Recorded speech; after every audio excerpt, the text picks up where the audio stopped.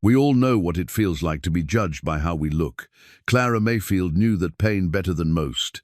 Standing on the auction block in Red Hollow, she watched the crowd whisper and point. Her father's debts had made her nothing more than property to be sold. Then Wyatt Callahan stepped forward, the biggest cowboy anyone had ever seen. 6'4", with hands like anvils. Everyone expected him to bid gold. Instead, he threw his old leather boots on the table. "That's my offer," he said. The crowd laughed, but Wyatt looked straight at Clara with eyes that saw something nobody else did. That moment changed everything. What the town didn't know was why the most feared man in 3 counties would give up his boots for a girl nobody wanted. Before we jump back in, tell us where you're tuning in from, and if this story touches you, make sure you're subscribed, because tomorrow I've saved something extra special for you. Red Hollow wasn't the kind of town that forgave weakness. Built around a single dusty main street that stretched between the saloon on one end and the church on the other, it survived on cattle drives, silver prospects, and the unforgiving code that a person's worth could be measured at first glance. The wooden buildings leaned against each other like tired old men, their paint peeling under the relentless prairie sun, while the wind carried the perpetual scent of dust, horse sweat, and broken dreams. Clara Mayfield had learned this truth long before her 19th birthday. Every morning when she walked to the general store for supplies, the whispers followed her like tumbleweeds. Poor thing, the women would murmur from their porches, fanning themselves with whatever was handy. Plain as prairie grass and twice as common. The men were less kind, their eyes sliding past her as if she were invisible, or worse, something to pity. She had grown accustomed to pulling her worn shawl tight around her shoulders, keeping her head down and pretending not to hear. But Clara heard everything. She heard Mrs. Henderson tell her daughter to stand up straighter unless she wanted to end up looking like that Mayfield girl. She heard the banker's wife comment that some flowers just weren't meant to bloom. She heard the schoolteacher wonder aloud why the Lord made some people to be examples of what others shouldn't become. The cruelest part was that Clara remembered when things had been different. Before her mother died of the fever, when Clara was 12, their small house had been filled with laughter and the scent of fresh bread. Sarah Mayfield had possessed a gentle beauty that turned heads and softened hearts, and she had loved her plain daughter with a fierce tenderness that made Clara feel precious. Hidden beneath Clara's faded brown dress, pressed against her heart, lay her mother's silver locket. It was the only beautiful thing Clara owned, though she never dared wear it openly. The delicate engravings caught what little light filtered through the thin fabric, and sometimes Clara would touch it through her dress when the whispers grew too loud, remembering her mother's voice. "Beauty isn't what people see on the outside, my darling. It's what lives in here." Her mother had placed a gentle hand over Clara's heart. "And you have more beauty there than this whole town could ever understand." But after the fever took Sarah Mayfield, Clara's father had begun his slow descent into the bottom of whiskey bottles and card games. Thomas Mayfield had once been a capable blacksmith, with steady hands and an honest reputation. Grief had turned those steady hands to trembling ones, and his honest heart had grown desperate enough to gamble with money he didn't have. Clara had tried to hold their small world together. She took in mending, sold her mother's preserves, and stretched their meager supplies until each meal became an exercise in hope over substance. She watched her father stumble home from the saloon night after night, his eyes hollow with self-loathing, and she forgave him again and again because he was all she had left. The townspeople noticed Thomas Mayfield's decline, but they noticed Clara's poverty more. Her dresses grew more patched and faded with each passing month.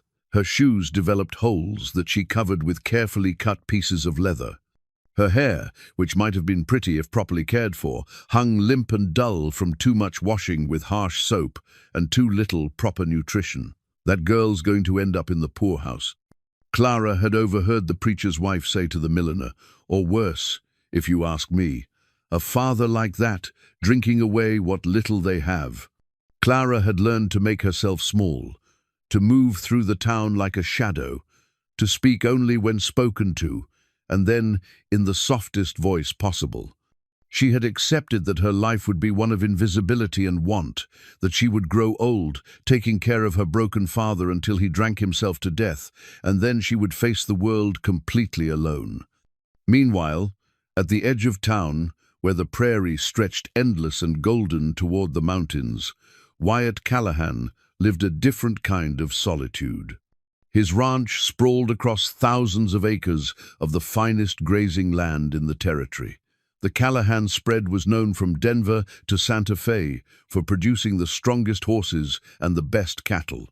Men rode for days just to buy breeding stock from Wyatt Callahan, and they paid in gold without question because his reputation was as solid as the mountains themselves. But Wyatt was not a man who courted company or conversation. At 32, he stood 6'4" in his stocking feet, with shoulders broad enough to yoke oxen and hands that could gentle the wildest mustang or break a man's jaw with equal ease. His dark hair hung past his collar, and his grey eyes had the unsettling quality of seeing more than most people wanted to reveal. He wore his solitude like armor, speaking only when necessary and trusting fewer people than he had fingers on one hand. The townspeople of Red Hollow respected Wyatt Callahan's money and feared his reputation, but they didn't understand him. He had built his ranch from nothing after the war, working 18-hour days and sleeping under stars until he could afford to put up a cabin. That cabin had grown into a sprawling house with a wide porch and windows that caught the morning light, but Wyatt had filled it with silence instead of family. There had been a wife once, Rebecca, a delicate beauty from back east who had married him in a fever of romantic notions about taming the frontier alongside her strong husband. She had died, giving birth to their stillborn son 3 winters past, and since then Wyatt had spoken to God about as often as he spoke to his neighbors, which was hardly at all. His ranch hands were loyal men who had learned to read his moods in the set of his shoulders and the length of his silences. They respected his privacy and his pain, knowing that some wounds ran too deep for words to heal. But they also knew their boss was fair, paid well, and never asked them to do anything he wouldn't do himself. Old Pete, his foreman, had ridden with Wyatt since the early days and was probably the closest thing to a friend the rancher had left. Even Pete knew better than to push when Wyatt's eyes got that distant look, when he would spend entire evenings on his porch, staring out at the endless grassland, as if waiting for something that would never come. The tragedy was that neither Clara nor Wyatt knew how much they had in common. Both had learned that life could strip away everything you loved without warning.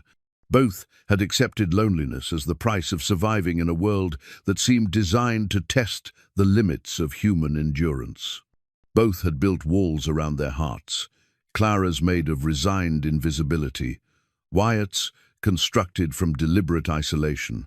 But walls, no matter how carefully built, sometimes develop cracks. The beginning of the end of Clara's invisible life started on a Tuesday morning in late September, when Sheriff Morrison knocked on their door with papers in his hand and pity in his eyes. Clara had been mending a tear in her father's only good shirt, trying to make the patch invisible so he might have a chance at finding work, when the knock came. "Miss Mayfield," the sheriff said, removing his hat respectfully, "I'm here about your father's debts." Clara's needle stilled in her hand. She had known this day was coming, had seen it approaching like a storm on the horizon. But knowledge didn't make the lightning strike any less painful. "How much?" she asked, her voice barely above a whisper. Sheriff Morrison consulted his papers, though Clara suspected he had memorized the numbers long ago. $300 to Morrison's saloon, $200 to the general store, $150 to Doc Williams, and $400 to Blackjack Murphy for poker debts. He paused, his weathered face creasing with genuine sympathy. "That's over $1,000, Miss Clara. Your father signed papers putting your house up as collateral, but the house ain't worth half what he owes." Clara set down her mending with hands that trembled only slightly. $1,000 might as well have been $1,000,000. She made perhaps $30 a month with her mending and preserves when she was lucky. What are my options, Sheriff? Morrison shifted uncomfortably. Well, there's the poorhouse over in Millerville. Or, he trailed off, clearly reluctant to continue. Or what? Murphy says he'll forgive the debt if you work it off, but his kind of work. Morrison's jaw tightened. I wouldn't recommend that path to any decent woman. Clara understood perfectly. Blackjack Murphy owned the saloon and the women who worked upstairs. It was a life that would destroy what little remained of her soul. But it was still a life. How long do I have to decide? 3 days. Then Murphy's calling in the debt. And if you can't pay, he shrugged helplessly. There's going to be an auction, Miss Clara. Everything your family owns, including your father's bond of indenture for his debts. And since you're his dependent, he didn't need to finish the sentence. After Sheriff Morrison left, Clara sat in her empty house for a long time, listening to the wind rattle the loose boards and feeling the weight of her mother's locket against her heart. She thought about her options, which weren't really options at all. She thought about her father, passed out drunk behind the saloon, unaware that he had just sold his daughter's freedom along with his own dignity. She thought about her mother, who had believed there was beauty enough in Clara's heart to light up the world. She thought about a lot of things, but she never once imagined that in 3 days' time, a man she had never spoken to would change her life with a pair of old boots. The next morning, word of the auction spread through Red Hollow, faster than wildfire. By noon, every person in town knew that poor, plain Clara Mayfield would be standing on the block come Friday, her father's debts wrapped around her neck like a noose. The women clucked their tongues in sympathy while secretly feeling grateful that their own lives, however difficult, had never sunk to such depths. The men appraised this unexpected opportunity with the calculating eyes of livestock buyers at market. Clara spent those 3 days setting her affairs in order with the methodical calm of someone preparing for her own funeral. She cleaned the house until it sparkled, folded her few belongings into her mother's old carpet bag, and wrote a letter she would never send to the father who had traded her future for the bottom of a whiskey glass. On Thursday night, she sat on her small front porch for the last time, watching the sun set over the prairie and fingering the silver locket beneath her dress. Tomorrow she would stand before the people who had spent her entire life reminding her of her worthlessness, and they would bid on her as if she were a head of cattle or a broken-down horse. But tonight, with her mother's silver locket warm against her heart and the vast sky stretching endless above her, Clara Mayfield allowed herself to remember what it felt like to be loved. Friday morning dawned with the kind of crystalline clarity that made the mountains look close enough to touch. Clara had not slept, but she had made peace with what was coming. She dressed in her least patched dress, a faded blue cotton that had once been her mother's, and braided her hair with hands that barely trembled. The silver locket lay against her heart, hidden but present, a small reminder that she had been loved once. The auction block stood in the center of Main Street like a wooden altar to human misery. Built originally for selling livestock, it had seen its share of human commerce over the years, mostly men working off debts or women with nowhere else to turn. The iron shackles bolted to its corners had been scrubbed clean for the occasion, but they still bore the rust stains of too many desperate stories. Sheriff Morrison had tried to arrive early to keep the crowd manageable, but by 9 o'clock, half the town had gathered.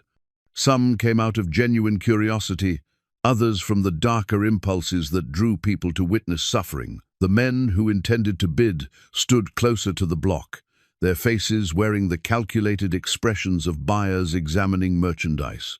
Blackjack Murphy held court near the saloon steps, his gold teeth catching the morning light as he smiled at his own cleverness. At 53, Murphy had made his fortune understanding human weakness and exploiting it with the precision of a surgeon. He wore a black suit that had cost more than most families saw in a year, and his pale eyes assessed the gathering crowd with satisfaction. "Gentlemen," he called out, his voice carrying easily across the square. "We're here to settle a debt, fair and square. Thomas Mayfield owes money all over town, and his daughter's willing to work it off, honest." The way he said honest made several women pull their shawls tighter around their shoulders. Dr. Patterson, a weathered man in his 60s who had delivered half the babies in Red Hollow, stepped forward with obvious reluctance. "Murphy, this isn't right. The girl's done nothing wrong." "Debt's debt, Doc. Her father signed the papers legal." Murphy's smile never wavered. "Besides, I'm offering her a position with room and board, more than most folks in her situation could hope for." Everyone knew what kind of position Murphy was offering, but no one had the courage to say it aloud. In Red Hollow, a woman without family or prospects had precious few choices, and all of them led to some form of servitude. Clara appeared at exactly 10 o'clock, walking down Main Street with her chin up and her small carpet bag in her hand. She had chosen dignity over speed, moving with the measured pace of someone who refused to run toward her own destruction. The crowd fell silent as she approached, and she could feel their eyes cataloguing every flaw, every visible sign of her poverty and plainness. She climbed the 3 wooden steps to the auction block without assistance, her mother's words echoing in her memory. "Walk like you know your own worth, Clara. Never let them see you crawl." The auctioneer, a nervous man named Perkins, who usually sold cattle and farm equipment, fumbled with his papers as if he had never seen them before. "Ladies and gentlemen," Perkins began, his voice cracking slightly, "we're here to settle the debts of Thomas Mayfield through the bond of indenture of his daughter, Clara Mayfield." He cleared his throat. "Miss Mayfield is 19 years old, healthy and capable of household duties, cooking, mending, and general labor." The words hung in the air like smoke from a funeral pyre. Clara stood perfectly still, her hands clasped in front of her, while Perkins droned through the legal formalities. She felt strangely disconnected from her own body, as if she were watching this happen to someone else from very far away. "We'll start the bidding at $50, Perkins announced. Murphy raised his hand immediately. "50. Doc Patterson, his face grim with distaste, countered. 75. He intended to bid just high enough to keep her away from Murphy, then find her honest work in his household. 100, called out Jake Morrison, the blacksmith's son, who had been drinking since dawn to work up the courage. His intentions were hardly noble, but they were better than Murphy's. 150. Murphy's voice cut through the air with casual confidence. He knew exactly how high these men could afford to go, and his resources far exceeded theirs.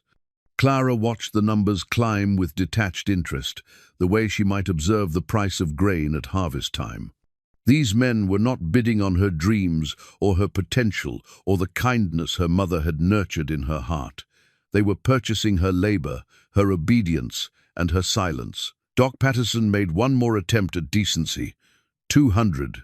Murphy's laugh was soft and predatory. 300, and that's more than generous for what's on offer. The crowd stirred uneasily. $300 was serious money, more than most men saw in 6 months.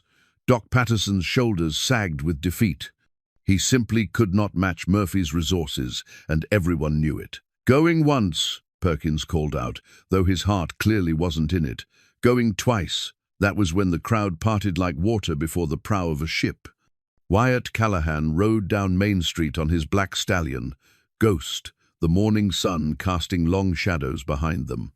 He sat his horse with the easy grace of a man born to the saddle. But there was something different about him today, an intensity in his posture, a purpose in the set of his jaw that made people step back instinctively. Wyatt had heard about the auction the night before, when old Pete mentioned it during their evening discussion of ranch business. Something about the casual way Pete had delivered the news, poor Mayfield girls getting sold tomorrow to cover her daddy's debts, had lodged in Wyatt's chest like a splinter. He had spent the night walking the perimeter of his ranch, trying to understand why this particular injustice bothered him more than the dozen others he witnessed every month in Red Hollow. Now, Looking up at Clara standing on that block with her chin raised and her dignity intact despite everything, he understood. She stood the way his Rebecca had stood, when facing difficulty with quiet courage that most people mistook for resignation. But Wyatt recognized the difference. Resignation was surrender. What he saw in Clara Mayfield's bearing was endurance. He dismounted Ghost with fluid motion and walked toward the auction block, his boots striking the hard-packed earth with purpose. The crowd fell silent, sensing that something significant was about to happen, but unable to guess what form it would take. Wyatt Callahan was not a man given to grand gestures or public displays. In the 3 years since Rebecca's death, he had spoken at exactly 2 town meetings, attended 1 funeral, and participated in 0 social gatherings. His appearance at the auction was as unexpected as a thunderstorm in winter. "What's the current bid?" His voice carried easily across the square, though he spoke quietly. Perkins stammered, "The $300, Mr. Callahan." From Mr. Murphy. Wyatt's grey eyes found Clara's face, and for a moment they simply looked at each other. Clara saw something in his expression that she had never seen in any man's eyes when he looked at her, not pity, not calculation, not disgust. She could not identify what it was, but it made her feel less alone than she had in years. Without breaking eye contact with Clara, Wyatt reached down and began unlacing his boots. They were good boots, hand-tooled leather that had served him faithfully for 5 years. They were broken in perfectly to his feet, comfortable as old friends, and worth at least $40 to the right buyer. The crowd watched in stunned silence as Wyatt pulled off his boots and walked barefoot to the auction block. He set them down on the wooden platform with the same care he might use to place flowers on a grave. "That's my bid," he said simply. The silence stretched so long that Clara could hear her own heartbeat. Then Murphy's laughter shattered the quiet, like glass hitting stone. "You can't be serious, Callahan. Those old boots against 300 in gold?" Wyatt turned to face Murphy with the slow, deliberate movement of a man who had never backed down from anything in his life. "I'm completely serious. Those boots have walked every mile of the best ranch in 3 counties. They've stood in mud and blood and snow, and they've never let me down. I figure that's worth more than Murphy's gold, considering what he plans to do with what he's buying." The implications of his words rippled through the crowd like stones thrown into still water. Everyone understood exactly what Wyatt was saying about Murphy's intentions, and everyone understood that Wyatt Callahan had just called out the most dangerous man in Red Hollow. Murphy's face darkened. "This is a legal auction, Callahan. You can't bid livestock gear against real money." "Perkins," Wyatt said, never taking his eyes off Murphy, "is there anything in the legal documents that specifies the form payment must take?" The auctioneer shuffled through his papers with trembling hands. "Well, no, sir. It just says settlement of debt through fair compensation." "Then my boots are fair compensation. Any man here will tell you they're worth good money, and more than that, they represent honest work and honest miles." Wyatt's voice remained calm, but there was steel underneath the quiet words. "Question is whether this town values honest work or dirty gold." Clara found herself holding her breath. She understood that something much larger than her own fate was being decided in this moment. The entire social order of Red Hollow hung in the balance between Murphy's money and Wyatt's boots, between the power of gold and the strength of principle. Sheriff Morrison stepped forward, sensing the potential for violence. "Now, gentlemen, let's keep this civil." But Wyatt was already turning back to Clara, dismissing Murphy as if he were no more threatening than a troublesome fly. "Miss Mayfield," he said, and his voice was gentle in a way that made her throat tight with unexpected emotion. "If you come with me, you'll have your own room, your own space, and your own choices. You'll work if you want to work, rest if you need to rest, and leave any time you decide you'd rather be somewhere else. That's my offer." Clara stared down at this man who had just offered her something she had never expected to receive from anyone. Respect. Not rescue, not charity, but simple human respect offered freely with no conditions attached. Going once, Perkins called out, his voice stronger now. Perhaps witnessing one act of courage had reminded him what decency looked like. Murphy started to protest, but Wyatt's hand moved to rest casually on the handle of his gun, and Murphy decided that $300 wasn't worth testing the speed of the fastest draw in the territory. Going twice, Clara looked down at Wyatt's boots, sitting on the platform beside her feet. They were worn and scuffed, but they had been cared for. Like everything else about Wyatt Callahan, they spoke of quiet strength and steady reliability. "Sold," Perkins announced, "to Wyatt Callahan for one pair of boots and the promise of honest treatment." The crowd erupted in murmurs and whispers, but Clara barely heard them. Wyatt was climbing the steps to the platform, and when he reached her, he held out his hand. "Miss Clara," he said, "if you're ready, I'd like to take you home." She placed her small, work-roughened hand in his large, calloused one, and felt something she had never expected to feel again: hope. The ride to Wyatt's ranch passed in a silence that should have been uncomfortable, but somehow wasn't. Clara sat behind him on Ghost, her small hands gripping the saddle rather than Wyatt's waist, maintaining a careful distance even as she trusted him to carry her toward whatever came next. The prairie stretched endlessly around them, golden grass rippling in waves beneath the vast sky, and for the first time in years, Clara felt small in a way that brought peace rather than shame. Wyatt's ranch appeared gradually, like a promise being kept by the landscape itself. First came the fence lines, sturdy posts and rails that spoke of careful planning and honest work. Then the pastures, where cattle grazed in contentment and horses lifted their heads to watch the riders pass. Finally, the buildings came into view, a sprawling house with a wide porch, several barns built to last generations, and outbuildings arranged with the kind of thoughtful precision that only came from years of patient effort. The ranch gate stood open, welcoming but substantial, with a wooden sign that read, "Callahan Ranch, Est, 1871, carved in letters that had weathered many seasons but remained proud and clear. Clara found herself staring at those words as they passed beneath the sign. Established 1871. This place had roots, history, permanence, things she had never known in her own life. "Built it myself," Wyatt said quietly, the first words he had spoken since they left town. "Started with nothing but a dream and a stubborn streak wider than the prairie." Clara wanted to respond, to ask questions about how one person could create something so substantial from nothing, but her throat felt tight with emotion she couldn't name. Everything about this place spoke of stability and care.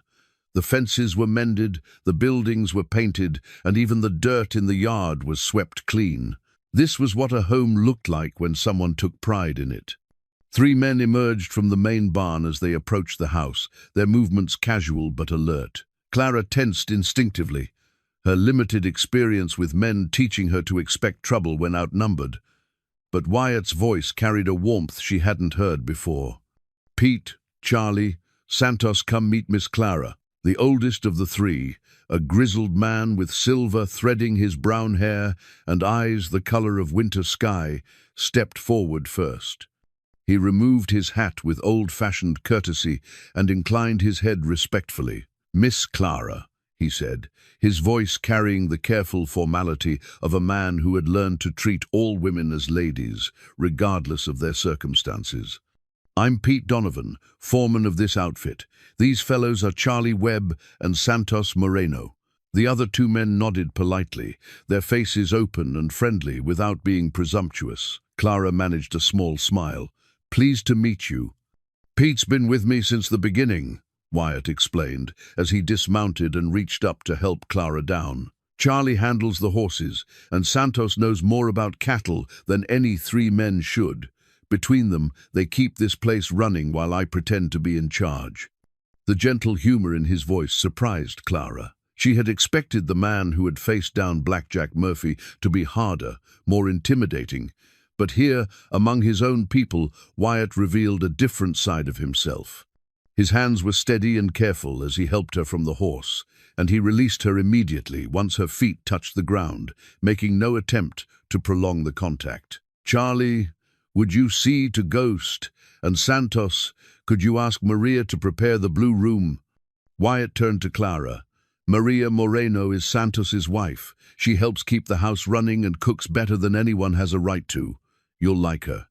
Clara nodded, overwhelmed by the casual way these people moved around each other, the easy respect and genuine affection that seasoned their interactions. She had never seen men work together without posturing or cruelty, had never witnessed the kind of mutual regard that seemed to flow naturally between Wyatt and his hands. "Come on," Wyatt said gently. "Let me show you the house." The front porch wrapped around 3 sides of the building, wide enough for chairs and tables, with carved railings that spoke of someone's care for beauty as well as function. The front door was solid oak, fitted with brass hinges that gleamed in the afternoon light. When Wyatt opened it and gestured for Clara to enter first, she stepped into a world she had only imagined. The main room was spacious but welcoming, with a stone fireplace large enough to heat the entire space and windows that brought the prairie light inside. The furniture was well made and comfortable, not fancy, but built to last and chosen by someone who understood the difference between luxury and quality. Native blankets added color to the neutral walls, and books lined shelves built into alcoves beside the fireplace. "Rebecca chose most of the furnishings," Wyatt said quietly, following Clara's gaze around the room. "She had good taste." The mention of his late wife hung in the air between them, not uncomfortable but acknowledged. Clara understood instinctively that this house held memories, some joyful and some painful, and she was being trusted to move carefully among them. A small, energetic woman with graying black hair and kind eyes appeared from what Clara assumed was the kitchen, wiping her hands on a spotless apron. "You must be Miss Clara," she said warmly, her slight accent adding music to the words. "I am Maria Moreno. Welcome to our home." Our home. Not Wyatt's home or the ranch house, but our home.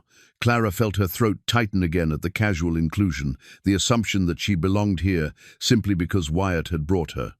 "Maria, could you show Miss Clara to the blue room, and perhaps help her get settled?" Wyatt's request was phrased as such, but Clara heard the underlying concern. He was giving her space, time to adjust, and a woman's company to ease the transition. "Of course," Maria beamed. "Come, Clara. May I call you Clara? Good. Let me show you your room, and then we will have tea and talk." Clara followed Maria up a staircase, built from the same oak as the front door, her hand trailing along a banister worn smooth by years of use. The upstairs hallway was lined with windows that looked out over the ranch, and Clara caught glimpses of the working life below, men moving cattle, horses grazing in nearby pastures, and the endless sky stretching toward distant mountains. The blue room was at the front of the house, with windows facing both east and south to catch the morning light and afternoon sun. The walls were painted a soft blue-gray that reminded Clara of dawn skies, and the furniture was simple but elegant, a bed with a quilted coverlet, a dresser with a mirror, a small table and chair positioned to take advantage of the light from the windows. But what took Clara's breath away was the privacy. This was her room. Not a corner of a shared space, not a pallet on a kitchen floor, but an entire room that belonged to her alone. She could close the door and be completely by herself, could arrange her few possessions however she chose, could think her own thoughts without anyone watching or judging. "The washstand has fresh water," Maria said, indicating a corner of the room where a china pitcher and bowl sat on a small table. "There are extra blankets in the chest, and if you need anything at all, you just ask." Wyatt said, "You are to be comfortable here." Clara set her carpet bag on the bed and turned to Maria, struggling to find words adequate to express what she was feeling. "I don't understand," she said finally. "Why is he being so kind to me?" Maria's expression grew thoughtful. "Wyatt is a good man who has carried much pain. Perhaps he recognizes pain in others and wishes to ease it where he can." She paused, studying Clara's face. "You have been hurt, I think. People have not been kind to you." Clara nodded, not trusting her voice. "Then you understand something about suffering, and that is valuable knowledge. Wyatt lost his wife 3 years ago. She died bringing their child into the world, and the baby died with her. Since then, he has been very alone, even with all of us around him." Maria moved to the window and looked out over the ranch. "Maybe you can help each other find some peace." The simplicity of Maria's words hit Clara with unexpected force. She had spent so long thinking of herself as a burden, a problem to be solved or endured, that the idea of being helpful to someone else seemed revolutionary. "I don't know how to be anything but what I've always been," Clara admitted. Maria smiled. "And what have you always been?" "Poor, plain, forgettable." The words came out more honestly than Clara had intended. "Ah," Maria said softly, "and what did your mother tell you about yourself?" Clara's hand moved instinctively to the silver locket beneath her dress. "She said, I had beauty in my heart, but I don't think that's the kind of beauty that matters to most people." "Most people are fools," Maria said matter-of-factly. "Beauty that lives in the heart is the only kind that lasts. The other kind fades with time and trouble, but kindness, courage, loyalty, these things grow stronger with age." She moved toward the door, then paused. "Rest for a while, Clara. Tonight we will eat together as a family, and you will begin to see that you are not the same person who stood on that auction block this morning. That person was trapped by other people's debts and other people's cruelty. This person, the one standing in her own room, in a house where she is welcome, this person can become anyone she chooses to be." After Maria left, Clara sat on the edge of the bed and looked around her room. Her room. She touched the quilted coverlet, ran her fingers along the smooth wood of the dresser, and stood at the window, watching the men work below. Everything felt surreal, as if she had stepped into someone else's life by mistake. She unpacked her few belongings slowly, giving each item careful consideration before deciding where it belonged. Her mother's recipe book went on the small table by the window. Her extra dress and few undergarments went in the dresser drawers that smelled faintly of lavender. Her mother's silver locket she lifted from beneath her dress and held in the afternoon light streaming through the windows. For the first time in 7 years, Clara fastened the delicate chain around her neck and let the locket rest openly against her dress. In this house, in this room, surrounded by kindness she had never expected to receive, she could finally wear the one beautiful thing her mother had left her. The silver caught the light and threw tiny rainbows against the blue walls, and Clara Mayfield began to believe that maybe, just maybe, she might have a future worth living after all. Clara woke to sunlight streaming through her windows and the unfamiliar sound of her own peaceful breathing. For the first time in years, she had slept through the entire night without waking to check on her father, or worry about debts, or wonder if she would have enough food for tomorrow. The luxury of uninterrupted rest felt almost decadent. A soft knock at her door brought her fully awake. "Clara?" Maria's voice carried gentle concern. "I have brought you something to wear today, if you would like." Clara opened the door to find Maria holding a dress of soft blue calico, simply cut but well made, with tiny white flowers scattered across the fabric like stars against a summer sky. The dress was modest but pretty, the kind of garment Clara had never owned but had always admired from a distance. "I made this for Rebecca," Maria explained, "but she never had the chance to wear it. I think you are about the same size, and the color will be lovely with your eyes." Clara's hands trembled as she touched the soft fabric. "I couldn't. It was hers. And now she is gone, and you are here," Maria said with gentle firmness. "Rebecca would want her things to bring joy, not gather dust. Besides," she smiled, "Wyatt asked me to make sure you had everything you needed to feel at home. I think this dress will help." The dress fit perfectly, as if it had been made for Clara's slender frame. The blue brought out the color in her eyes, and the simple cut flattered her figure without being bold. When Clara looked at herself in the dresser mirror, she saw a different person than the one who had stood on the auction block yesterday, not transformed, exactly, but revealed. This was what she might have looked like all along if poverty and shame hadn't taught her to hide. Breakfast was served in the kitchen, a cheerful room with yellow walls and windows that looked out over Maria's herb garden. Wyatt sat at the head of a long wooden table, drinking coffee and reading what appeared to be a letter. He looked up when Clara entered, and she saw something shift in his expression, surprise, perhaps, or approval. "Good morning, Miss Clara. I hope you slept well." "Better than I have in years," Clara admitted, taking the seat Maria indicated. "Thank you." The simple exchange felt monumental to Clara, who had grown accustomed to starting each day with anxiety about what problems it might bring. Here, the morning held only gentle conversation and the scent of fresh biscuits. "I thought today I might show you around the ranch," Wyatt said, folding his letter carefully. "Help you get acquainted with how things work here, if you're interested, that is." Clara nodded eagerly. She had never seen a working ranch up close, had never understood how the vast machinery of cattle and horses and endless land could be managed by human hands and hearts.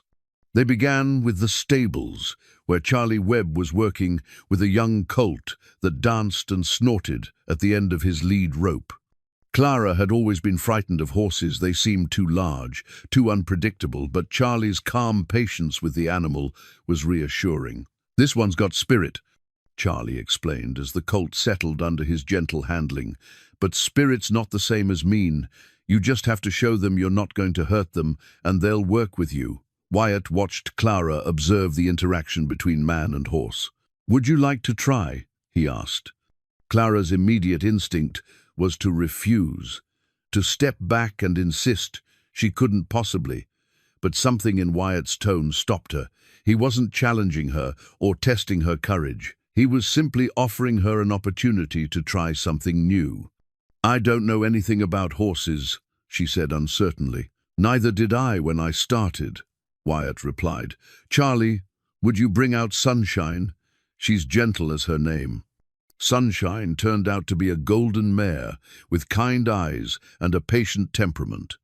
Under Wyatt's careful instruction, Clara learned to approach the horse slowly, to let Sunshine smell her hand before touching her neck, to speak in low, soothing tones that conveyed no threat. "She likes you," Charlie observed as Sunshine lowered her head to nuzzle Clara's shoulder. "Animals know when people have kind hearts." The simple compliment hit Clara unexpectedly hard. She had been told so often what she lacked: beauty, grace, social standing, that hearing someone identify a positive quality in her felt revolutionary. From the stables, they moved to the cattle pastures, where Santos was checking the health of the herd. Clara learned about breeding cycles and grazing rotation, about reading the signs that indicated whether animals were content or stressed. She watched Santos work with quiet competence, his movements economical and sure, and began to understand that running a ranch required not just physical strength, but deep knowledge accumulated over years of careful observation. "Santos came here from Mexico 10 years ago, Wyatt explained, as they walked between the pastures. "He knew more about cattle than I'll ever learn, and he's taught me most of what I know about managing a herd." Clara noticed the respect in Wyatt's voice, the way he spoke of his employees not as hired hands, but as partners in the enterprise. This was different from anything she had seen in Red Hollow, where social hierarchies were rigid and respect flowed only upward. "How do you remember it all?" she asked. "All the details, all the things that need to be done?" Wyatt smiled, and Clara realized it was the first real smile she had seen from him. "You start with what matters most, keeping the animals healthy and safe. Everything else builds from there. And you don't try to do it alone. Pete knows things I don't. Santos sees things I miss. Charlie understands horses better than I understand people. Together, we make it work."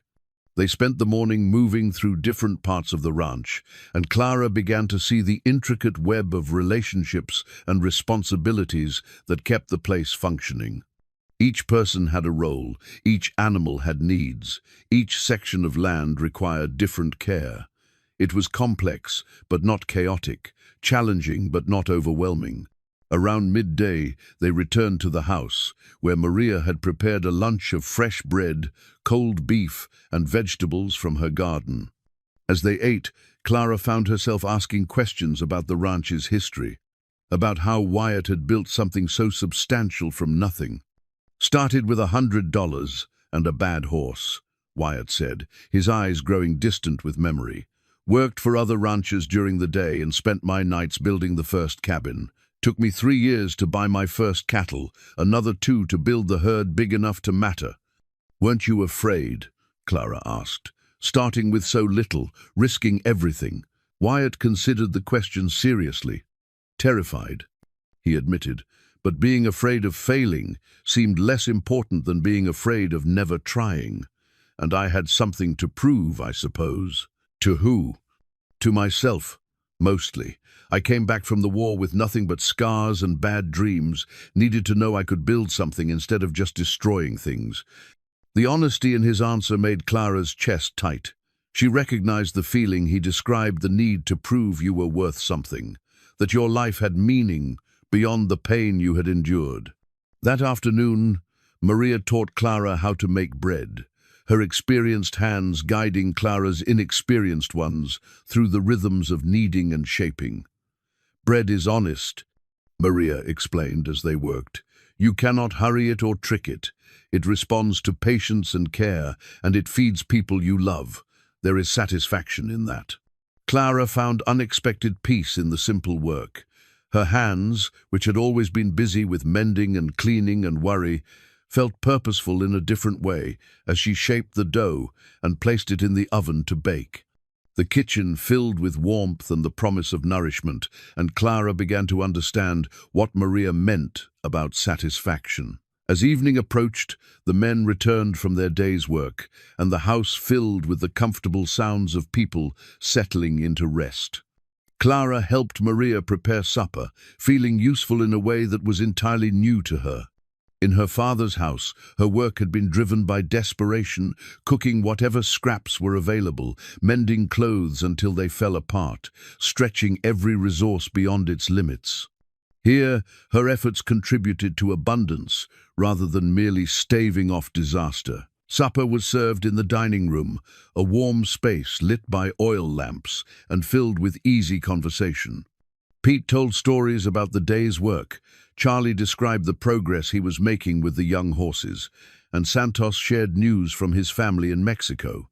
Clara listened mostly, but when Wyatt asked her opinion about something Maria had taught her, she found herself contributing to the conversation without self-consciousness. "Clara made the bread tonight," Maria announced proudly.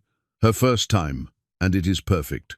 The simple praise made Clara's cheeks warm, but she noticed that no one made a fuss or treated her accomplishment as surprising. They simply accepted that she was capable of learning and contributing, as if it had never occurred to them to think otherwise. After supper, Clara helped Maria clear the dishes, and the two women worked together in comfortable companionship. Through the kitchen window, Clara could see Wyatt sitting on the front porch, his chair tilted back against the wall as he watched the sunset paint the prairie in shades of gold and rose. "He does that every evening," Maria said, following Clara's gaze. "Sits and watches the sky change. I think he talks to Rebecca sometimes, tells her about his day." Clara felt a pang of something that might have been jealousy but was more like longing. What would it be like to be remembered with such tenderness, to know that someone would carry your memory forward with love instead of resentment? "Did you know her well?" Clara asked. "Rebecca? Oh yes, she was like sunshine, always laughing, always finding something to be happy about. She loved this place as much as Wyatt did, maybe more. She used to say the prairie talked to her, told her secrets about growing things and weather and the rhythms of the seasons." Maria finished drying the last plate and hung up her towel. "She would have liked you, I think. Rebecca believed in seeing the best in people, in helping them become who they were meant to be."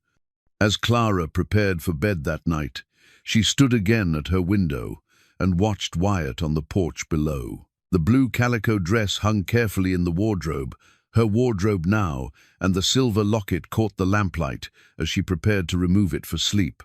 But instead of hiding it away, Clara left the locket visible on her nightstand, where it would catch the morning light. Tomorrow would bring new lessons, new challenges, new opportunities to prove that she was worthy of the kindness she had been shown. For the first time in her life, Clara Mayfield fell asleep looking forward to tomorrow instead of dreading it. Outside her window, the prairie stretched endless under a canopy of stars, and somewhere in the darkness, coyotes called to each other across the vast, beautiful emptiness that no longer felt empty at all. 3 weeks into her new life, Clara discovered Wyatt's secret while organizing the study that adjoined his bedroom. Maria had asked her to dust the bookshelves and tidy the papers that seemed to accumulate there like autumn leaves, and Clara had approached the task with the same careful attention she brought to all her work at the ranch. The study was Wyatt's private space, filled with ledgers and maps and correspondence related to the business of running the ranch. Clara worked quietly, respectful of the personal nature of the room, until she noticed a small wooden box sitting open on the desk. Inside, nestled in faded velvet, lay a simple gold wedding ring. Wyatt's father's wedding ring. Maria had mentioned it once in passing, saying that Wyatt had never been able to bring himself to wear it after Rebecca died. Now, Clara understood why. The ring represented not just love, but the terrible vulnerability that came with loving someone completely. The knowledge that happiness could be torn away without warning, leaving nothing but memories and an empty circle of gold. She was carefully closing the box when Wyatt's voice startled her from the doorway. "I keep meaning to put that away," he said quietly, though he made no move to take the box from her hands. Clara turned to face him, her heart racing at being caught in such an intimate moment. "I'm sorry, I wasn't prying. Maria asked me to tidy up, and it was just sitting there open." No need to apologize. Wyatt entered the room and took the box from her, his fingers careful as he touched the gold band. "It was my father's, and his father's before that. Rebecca used to say it was waiting for the right moment to matter again." The pain in his voice was carefully controlled, but Clara heard it anyway. She had become skilled at recognizing hidden hurt, having carried so much of her own. "She sounds like she was a wise woman," Clara said gently. She was. Too wise to marry a stubborn rancher with more scars than sense, but she did it anyway. Wyatt closed the box with a soft click. "Sometimes I wonder what she saw in me that I couldn't see in myself." Clara looked at this man who had rescued her from public humiliation, who had given her dignity and purpose, and the first real home she had ever known, and wondered how he could possibly doubt his own worth.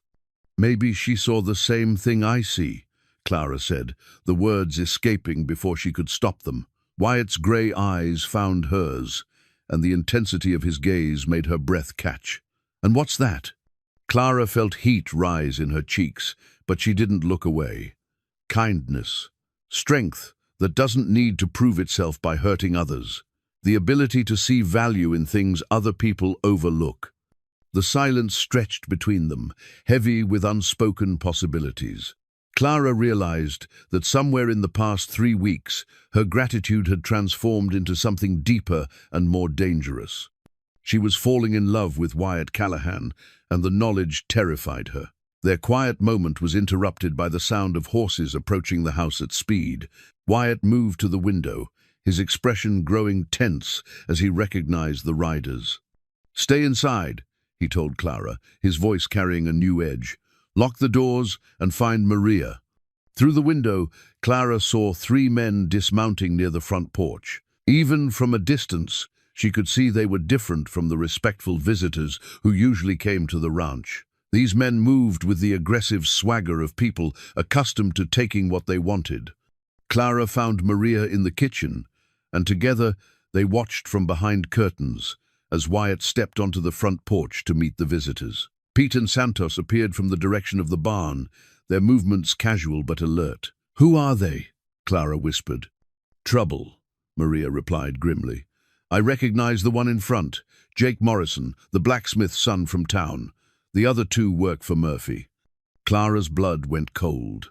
She had hoped her connection to Blackjack Murphy had ended when Wyatt's boots hit the auction block, but apparently Murphy was not a man who accepted defeat gracefully. Through the window, they could see Jake Morrison talking animatedly, his gestures becoming more aggressive as Wyatt remained calm and unmoved. The conversation was too distant to hear, but its nature was clear from the body language of both men. "He's demanding something," Maria observed.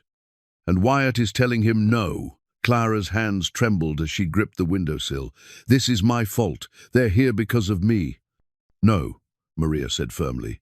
"They are here because they are foolish men who think they can intimidate Wyatt Callahan on his own land. They will learn differently." The confrontation continued for several more minutes before Jake Morrison and his companions remounted their horses. As they rode away, Morrison shouted something over his shoulder that made Wyatt's shoulders tense, though his posture remained controlled. When Wyatt came back inside, his face was carefully neutral, but Clara could see the anger simmering beneath the surface. "What did they want?" she asked, though she was afraid she already knew. "Morrison seems to think there was something irregular about the auction," Wyatt said carefully. "He suggested that Murphy might be willing to make a more generous offer for your services." The delicate way he phrased it didn't disguise the crude nature of the message. Clara sank into a kitchen chair, her newfound confidence crumbling under the weight of her past. "I should leave," she said quietly.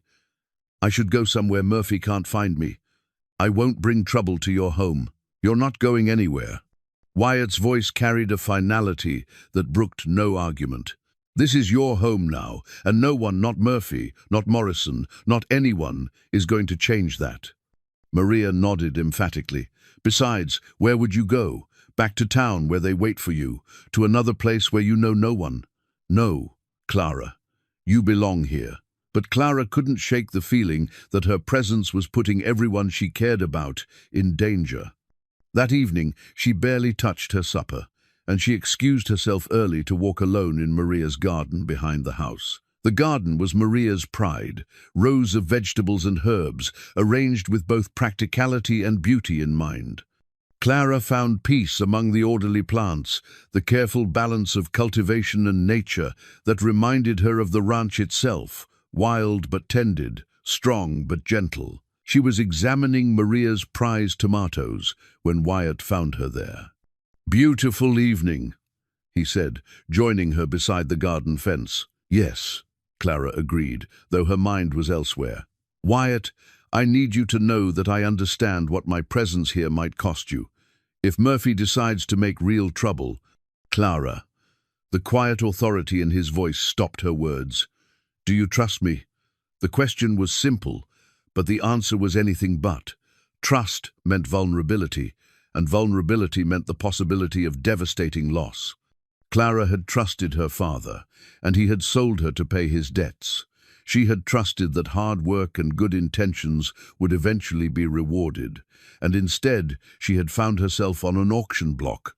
But as she looked at Wyatt's steady grey eyes, at the patient strength he had shown her every day for 3 weeks, Clara realized that some risks were worth taking. "Yes," she said simply, "I trust you." "Then trust me when I tell you that this ranch is strong enough to weather whatever trouble Murphy thinks he can bring. Trust me when I say that you're safe here, that you belong here, and that I won't let anyone take you away." The conviction in his voice made Clara's throat tight with emotion. "Why?" she asked. "Why does it matter to you what happens to me?" Wyatt was quiet for a long moment, his gaze moving from her face to the endless prairie beyond the garden. When he spoke, his words were careful but honest. "I spent 3 years believing that the best parts of my life were behind me. That all I could do was manage what was left, try to honor Rebecca's memory by keeping the ranch running and not causing too much harm to anyone." He paused, his hands gripping the fence rail. "Then you came here, and suddenly I remembered what it felt like to want to protect something precious, what it felt like to look forward instead of just looking back." Clara felt her heart race at his words, at the admission they contained. But before she could respond, Wyatt continued. I'm not saying this to put pressure on you or make you feel obligated. You don't owe me anything, Clara. But I need you to know that having you here has changed something in me, something I thought was broken beyond repair. Clara stared at this man who had given her so much respect, safety, purpose, and now something that might be love, and felt the walls around her own heart beginning to crack. "I've never had anyone fight for me before," she said softly. "I don't know how to be someone worth fighting for." "You don't have to know how," Wyatt replied. "You just have to be who you are. That's enough. That's more than enough." They stood together in comfortable silence as the sun set behind them, painting the garden in shades of gold and rose. Clara felt something shifting inside her, a gradual recognition that she might actually deserve the kindness she had been shown. The next morning brought a visitor of a different sort. Dr. Patterson arrived just after breakfast, his medical bag in hand, and his weathered face creased with concern.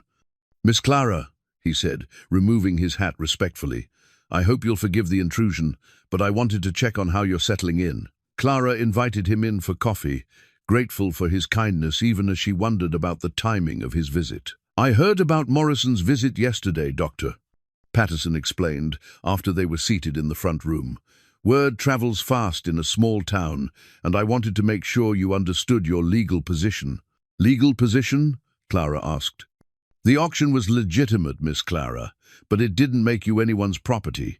You're a free woman who chose to accept Wyatt's offer of employment and shelter. If anyone suggests otherwise, they're wrong, and more importantly, they're breaking the law." The distinction was important, Clara realized. She hadn't been sold like livestock. She had been rescued and offered a choice. The knowledge strengthened her resolve to stay and fight for the life she was building. "Furthermore," Dr. Patterson continued, "I've taken the liberty of speaking with Sheriff Morrison about Murphy's intentions. The sheriff is aware that any harassment of you or this household will be met with appropriate legal action." Clara felt a wave of gratitude toward this kind man, who barely knew her, but was willing to stand up for her rights. "Thank you, Dr. Patterson. I don't know how to repay such kindness." "No repayment necessary, my dear. Sometimes doing what's right is its own reward." As Dr. Patterson prepared to leave, he turned back to Clara with a gentle smile. "For what it's worth, Miss Clara, you look like a completely different person than the one I saw on that auction block. There's light in your eyes now, confidence in your bearing. Whatever you've found here agrees with you." After he left, Clara stood on the front porch and looked out over the ranch that had become her sanctuary. The challenges ahead might be significant, but for the first time in her life, she wasn't facing them alone. Wyatt emerged from the barn and walked toward the house, and Clara felt her heart lift at the sight of him. Whatever came next, whatever trouble Murphy might bring, she would meet it with the strength she had found in this place, among these people who had taught her that she was worth protecting. The silver locket at her throat caught the morning light, and Clara touched it gently, remembering her mother's words about beauty that lived in the heart. Perhaps, she thought, it was finally time to let that beauty shine. October brought cooler mornings and the kind of crystalline light that made the mountains look close enough to touch. Clara had been at the ranch for 6 weeks, and the rhythm of her days had settled into something that felt like contentment. She rose with the sun, helped Maria prepare breakfast for the household, spent her mornings learning ranch work, and devoted her afternoons to the domestic tasks that kept the large house running smoothly. It was during one of these afternoon sessions that Clara discovered her mother's recipe book held more secrets than she had realized. She had been copying her mother's bread recipe for Maria when she noticed faded pencil marks in the margins notes written in her mother's careful script that Clara had never seen before. For Clara, when she has a home of her own, read one notation beside a recipe for apple preserves. "My darling girl will make this better than I ever did." Another note, tucked beside instructions for Christmas cookies, said simply, "Remember that love is the most important ingredient." Clara's hands trembled as she turned the pages, discovering message after message her mother had left for her. It was as if Sarah Mayfield had known her daughter would someday need these gentle encouragements, these reminders that she was loved and valued despite what the world might tell her. The most precious note was written on the inside back cover in slightly different ink, as if added later, "Clara has the strongest heart of anyone I know. She will survive what I cannot, and she will find happiness I can only dream of for her. She is my greatest achievement, my most beautiful creation." Clara was wiping tears from her cheeks when Wyatt appeared in the kitchen doorway, his boots dusty from the day's work and his hat in his hands. "Maria said you might like some help with the heavy lifting," he said, then noticed her emotional state. "Is everything all right?" Clara showed him the recipe book, her voice thick with emotion as she read some of her mother's hidden messages aloud. Wyatt listened with the patient attention he brought to everything important, his grey eyes soft with understanding. "She knew you'd find them when you needed them most," he said gently. "That's the mark of a wise mother." "I wish she could see me now," Clara said. "I wish she could know that her faith in me wasn't misplaced." "Who says she can't see you?" Wyatt replied. "Sometimes I talk to Rebecca when I'm working alone on the range. I tell her about the horses we're breaking, the cattle we're raising, the way the sunset looks different every evening.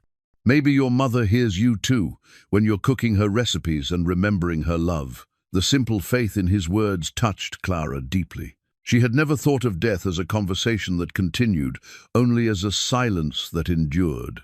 But the idea that her mother might somehow be aware of her daughter's newfound happiness brought comfort she hadn't expected. That evening, Clara took extra care with supper, using one of her mother's more elaborate recipes to create a meal that would honor both the woman who had taught her and the people who had given her a place to use those skills.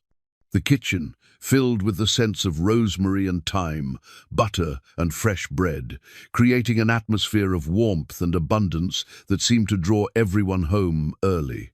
Wyatt had begun teaching Clara to read more advanced texts during their evening conversations on the front porch. What had started as practical instruction, helping her understand ranch records and correspondence, had evolved into something deeper. They read poetry together, sharing thoughts about the rhythms and meanings that spoke to each of them. They discussed the newspaper when it arrived from Denver, with Wyatt patiently explaining political and economic concepts that had been beyond Clara's limited education. "You have a quick mind," Wyatt told her one evening as they worked through a particularly complex article about territorial government. "You understand connections most people miss." Clara felt a familiar flush of pleasure at his praise, but also a growing confidence in her own abilities. "I never had the chance to learn before. Father needed me to work, not read. What would you have studied if you'd had the choice?" Clara considered the question seriously. "Medicine, maybe. Dr. Patterson's work seems so important, so meaningful. Or maybe teaching. I've always thought it would be wonderful to help children discover what they're capable of." "Those are noble ambitions," Wyatt said. "It's not too late, you know. There are correspondence courses, books you could study, if you wanted to pursue learning for its own sake." The idea that she might still have choices, still have opportunities to grow and change, struck Clara as revolutionary. She had spent so many years believing her life was fixed, determined by circumstances beyond her control, that the possibility of actively choosing her future felt almost overwhelming. Their quiet evening was interrupted by the sound of a horse approaching at speed. Clara tensed, remembering Morrison's previous visit, but relaxed when she recognized Charlie Webb's familiar silhouette. "Boss," Charlie called out as he dismounted quickly, "we've got trouble down at the south pasture. Someone cut the fence, and about 50 head of cattle are scattered to hell and back." Wyatt was on his feet immediately, his relaxed demeanor shifting to focused intensity. "Any sign of who did it?" "Hoof prints heading toward town. 3 horses, shod recent." Charlie's meaning was clear, without being spoken. This wasn't the work of drifters or random vandals. "Pete and Santos?" "Already out gathering the herd." "But boss, this feels like the beginning of something bigger." Clara watched Wyatt's face as he processed this information, saw the careful calculation behind his eyes. This was clearly more than simple mischief. It was a deliberate provocation designed to cost time, money, and peace of mind. "I'll ride out with you," Wyatt decided. "Clara, stay close to the house tonight. If anyone comes around asking questions or making offers, don't answer the door." Fear twisted in Clara's stomach as she realized this was likely connected to Murphy's continued interest in reclaiming her. "This is because of me, isn't it?" Wyatt turned to face her fully, his expression serious, but not unkind.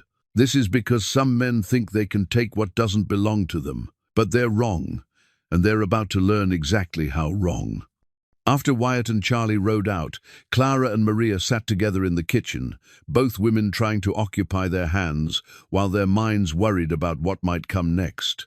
Maria taught Clara a complex embroidery stitch that required concentration, but neither woman's heart was truly in the domestic work. "Has this happened before?" Clara asked. "Trouble like this?" "Not exactly like this," Maria replied carefully. "But Wyatt has enemies. Success makes some men jealous, and kindness makes others think you're weak. Murphy is both jealous and stupid, which makes him dangerous." "Maybe I should leave," Clara said, voicing the fear that had been growing in her heart. "Find somewhere far away where my past can't follow me." Maria set down her embroidery and looked at Clara with the kind of steady attention that demanded honesty. "Do you want to leave?" The question was simple, but the answer was complex. Clara thought about the blue room that had become her sanctuary, about the satisfaction of bread rising in the oven and horses nuzzling her hands for treats. She thought about evening conversations with Wyatt, about the way his eyes lit up when he explained something he was passionate about. She thought about belonging somewhere, being valued for who she was rather than tolerated despite who she wasn't. "No," she said finally. "I don't want to leave. This is the first place I've ever felt like I belonged." "Then you stay," Maria said firmly, "and we protect what matters to us." The men returned well after midnight, tired and frustrated. They had recovered most of the cattle, but the effort had taken hours and would require days of additional work to ensure the herd was properly settled. More importantly, the message had been delivered clearly. Murphy was willing to escalate his campaign of harassment. Over breakfast the next morning, Wyatt outlined his plans for increased security. "Pete will sleep in the barn for a while, and we'll post watches during the night. I've sent word to Sheriff Morrison about the fence cutting, though I don't expect much help from that quarter." "What about going to the territorial authorities?" Clara suggested. "Surely there's someone with more power than a local sheriff." Wyatt smiled at her practical thinking. "There is, but involving outside law enforcement takes time, and Murphy knows it. He's counting on wearing us down with small attacks before we can build a larger case against him. So what do? We make it clear that this ranch is not an easy target. We document everything, protect our assets, and wait for Murphy to make the kind of mistake that will give us legal leverage against him." Clara admired Wyatt's strategic thinking, but she could see the strain this situation was putting on everyone. The ranch hands were alert and edgy. Maria jumped at unexpected sounds, and Wyatt himself seemed to carry a new tension in his shoulders. That afternoon, while helping Maria preserve the last of the garden vegetables before the first frost, Clara made a decision that surprised herself with its clarity. "I want to learn to shoot," she announced. Maria looked up from the tomatoes she was peeling. "Shoot? A gun, a rifle or pistol, or whatever Wyatt thinks is appropriate. I want to be able to protect myself, and this house if necessary." Maria studied Clara's face for a moment, then nodded approvingly. "That is wise. A woman should know how to defend what she values." When Clara presented her request to Wyatt that evening, she expected him to refuse or at least express concern about the dangers of firearms. Instead, he considered her words thoughtfully. "Have you ever handled a gun before?" "No, but I'm willing to learn. I don't want to be helpless if trouble comes to this house." "All right," Wyatt agreed. "We'll start with basic safety and work up to marksmanship. But Clara, I want you to understand that carrying a weapon changes things. Once you're armed, people will expect you to be willing to use that weapon. Are you prepared for that responsibility? Clara thought about everything she had gained in her weeks at the ranch: dignity, purpose, love, hope for the future. Then she thought about the men who wanted to take those things away from her, who saw her as property to be claimed rather than a person with rights and choices. "Yes," she said firmly, "I'm prepared." The next morning, Wyatt began Clara's education in firearms with a patient thoroughness that reminded her of his approach to teaching her about horses and cattle. They started with safety rules, repeated until they became instinctive, then moved to basic handling and cleaning. Only after Clara had demonstrated complete comfort with the mechanics did Wyatt allow her to load and fire the weapon. Clara's first shots went wide of any conceivable target, but Wyatt remained encouraging. "Shooting is like anything else, it requires practice and patience. You're not trying to become a gunfighter, just competent enough to protect yourself if necessary." By the end of the week, Clara could hit a tin can at 20 paces more often than not. More importantly, she had developed the kind of calm confidence that came from knowing she had options, that she wasn't completely dependent on others for her safety. The knowledge that she could defend herself seemed to unlock something in Clara's spirit that had been constrained by years of learned helplessness. She stood straighter, spoke more directly, and met challenges with a new kind of determined optimism. "You're becoming quite formidable," Wyatt observed one evening as they practiced together. "I almost feel sorry for anyone foolish enough to underestimate you." Clara smiled at the compliment, but her expression grew serious as she studied his face. "Wyatt, when this trouble with Murphy is over, what happens then?" "What do you mean?" "I mean, what is my place here? Am I an employee who can leave at any time, a guest who's overstayed her welcome, a responsibility you've taken on out of charity?" Clara's voice was steady, but Wyatt could hear the vulnerability beneath her questions. He set down his own rifle and turned to face her fully. "What would you like your place to be?" Clara looked at this man who had shown her what kindness looked like, who had taught her to see herself as valuable and strong. The answer to his question was clear in her heart, even if speaking it aloud required more courage than she had ever summoned before. "I'd like to be someone you choose to keep, not someone you feel obligated to protect." Wyatt's smile was soft and full of promise. "Clara Mayfield, you stopped being an obligation the moment you started making this place feel like home again. The question isn't whether I want you to stay. The question is whether you're willing to build something permanent with a stubborn rancher who's still learning how to let himself be happy." Clara felt her heart race with hope and possibility. But before she could respond, their moment was interrupted by the sound of multiple horses approaching the ranch at speed. This time, however, the visitors were not bringing trouble. Sheriff Morrison rode up with 3 deputies, their badges gleaming in the afternoon sunlight. Behind them came Dr. Patterson and 2 other respectable men from town. "Wyatt, Miss Clara," Sheriff Morrison called out as he dismounted. "We need to talk. It seems Murphy's made a mistake that's going to change everything." Sheriff Morrison dismounted with the careful movements of a man carrying news that would change everything. The deputies flanked him respectfully, while Dr. Patterson and the other townsmen remained mounted, their faces grave with the weight of revelation. "What kind of mistake?" Wyatt asked, his hand moving instinctively to rest on Clara's shoulder, a gesture of protection that had become natural between them. "The kind that involves forged documents and fraudulent debt claims," Sheriff Morrison replied, producing a leather portfolio from his saddlebag. "Murphy got careless, started bragging in his cups about how easy it was to create paper that looked official enough to fool a desperate man." Clara felt the blood drain from her face. "Forged documents?" Dr. Patterson spoke up, his voice carrying the authority of a man who had delivered difficult truths for 40 years. "Miss Clara, I'm afraid your father never actually owed Murphy $400. The poker debt was fabricated, along with the promissory notes that gave Murphy the right to collect on your services." The words hit Clara like a physical blow. She sank into the porch chair behind her, her mind reeling with the implications. But the other debts, the saloon, the general store, Dr. Williams, those were real, Sheriff Morrison confirmed. About $300 total, still more than your father could pay, but not the crushing sum that forced you onto that auction block. Clara stared at the legal documents. Sheriff Morrison spread across the porch table, her mother's silver locket suddenly feeling heavy against her chest. You're saying I was never legally bound to anyone? That the auction was based on false information? That's exactly what we're saying, Dr. Patterson said gently.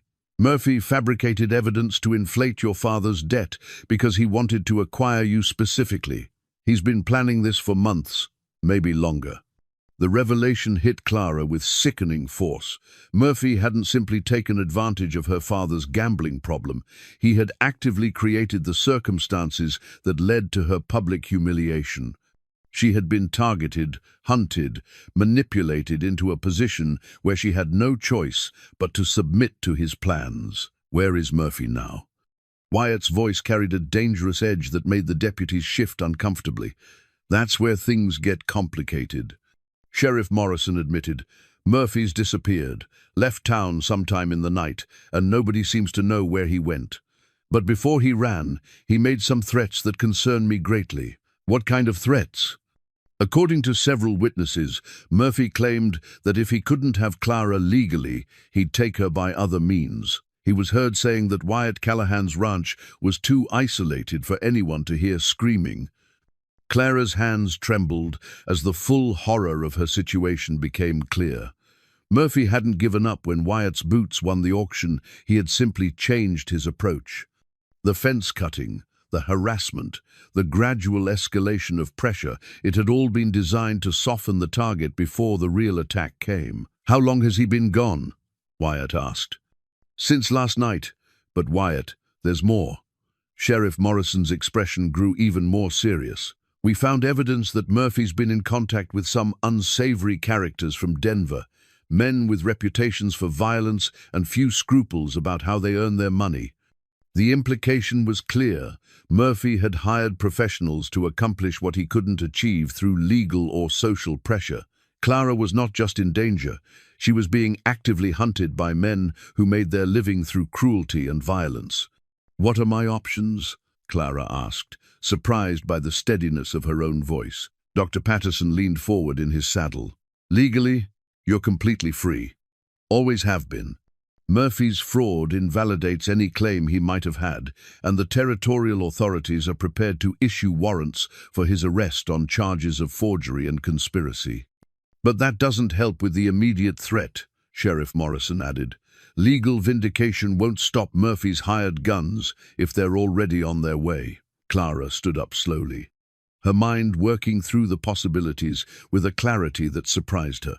6 weeks at the ranch had taught her to think strategically, to consider options and consequences rather than simply reacting to whatever crisis demanded immediate attention. How many men is he likely to have hired? She asked.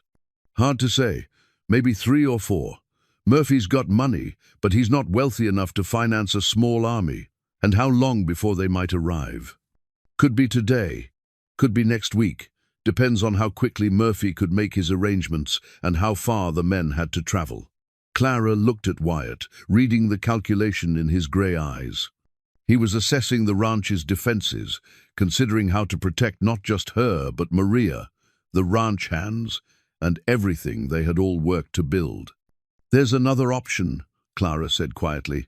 I could leave, go somewhere far away where Murphy would never find me. The silence that followed her suggestion was heavy with unspoken implications. Everyone understood that running might be the safest course, but everyone also understood what such a choice would cost. No. Wyatt's voice carried absolute finality. You're not running from this. You've done nothing wrong, and you don't deserve to spend your life looking over your shoulder because of one man's obsession. But if staying puts everyone else in danger, then we deal with the danger, Wyatt interrupted. Together. This is your home, Clara. These are your people. We don't abandon family when trouble comes calling. Family.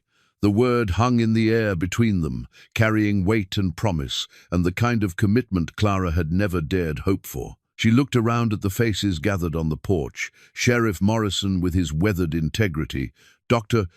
Patterson with his gentle strength, the deputies who had ridden out to deliver justice rather than pursue personal gain. "What do you recommend?" she asked Sheriff Morrison. "Short term, we post guards and wait to see what Murphy's planning. Long term, we build a case that will put him in territorial prison for the rest of his life." Morrison's smile was grim but satisfied. Murphy made a fatal error when he decided to forge legal documents.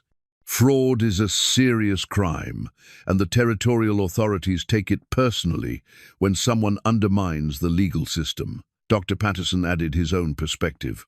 "I've already spoken with the other business owners in town.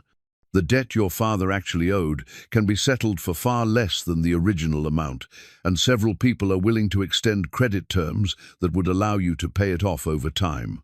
"I don't understand," Clara said. "Why would they do that?" "Because Murphy's behavior has disgusted decent people," Dr. Patterson explained. "The way he manipulated your situation, the threats he's made, it's reminded everyone what kind of man he really is. People want to help Clara. They want to make this right." Clara felt tears prick her eyes at this unexpected display of community support. The same people who had whispered about her plainness and poverty were now willing to stand up against a powerful man on her behalf. "There's something else," Sheriff Morrison said, consulting his notes. "We've recovered some of Murphy's personal papers, including correspondence that suggests this isn't the first time he's used forged documents to coerce vulnerable women. There may be other victims, other families he's destroyed with his schemes." The revelation hit Clara like a thunderbolt.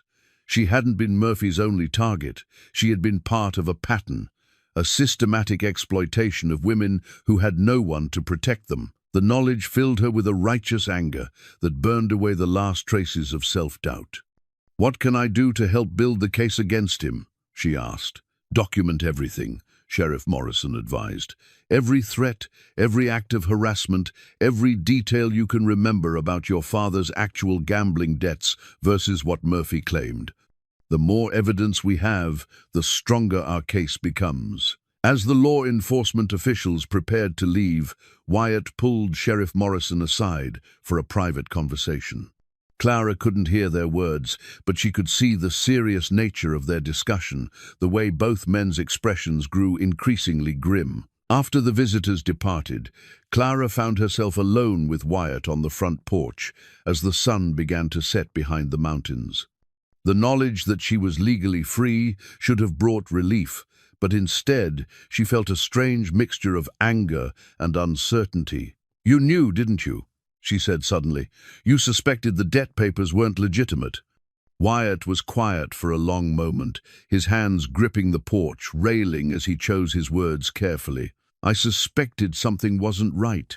Murphy's not known for extending credit to men like your father, and the amount seemed too convenient, just enough to force desperate choices, but not so much as to seem impossible. Why didn't you tell me?"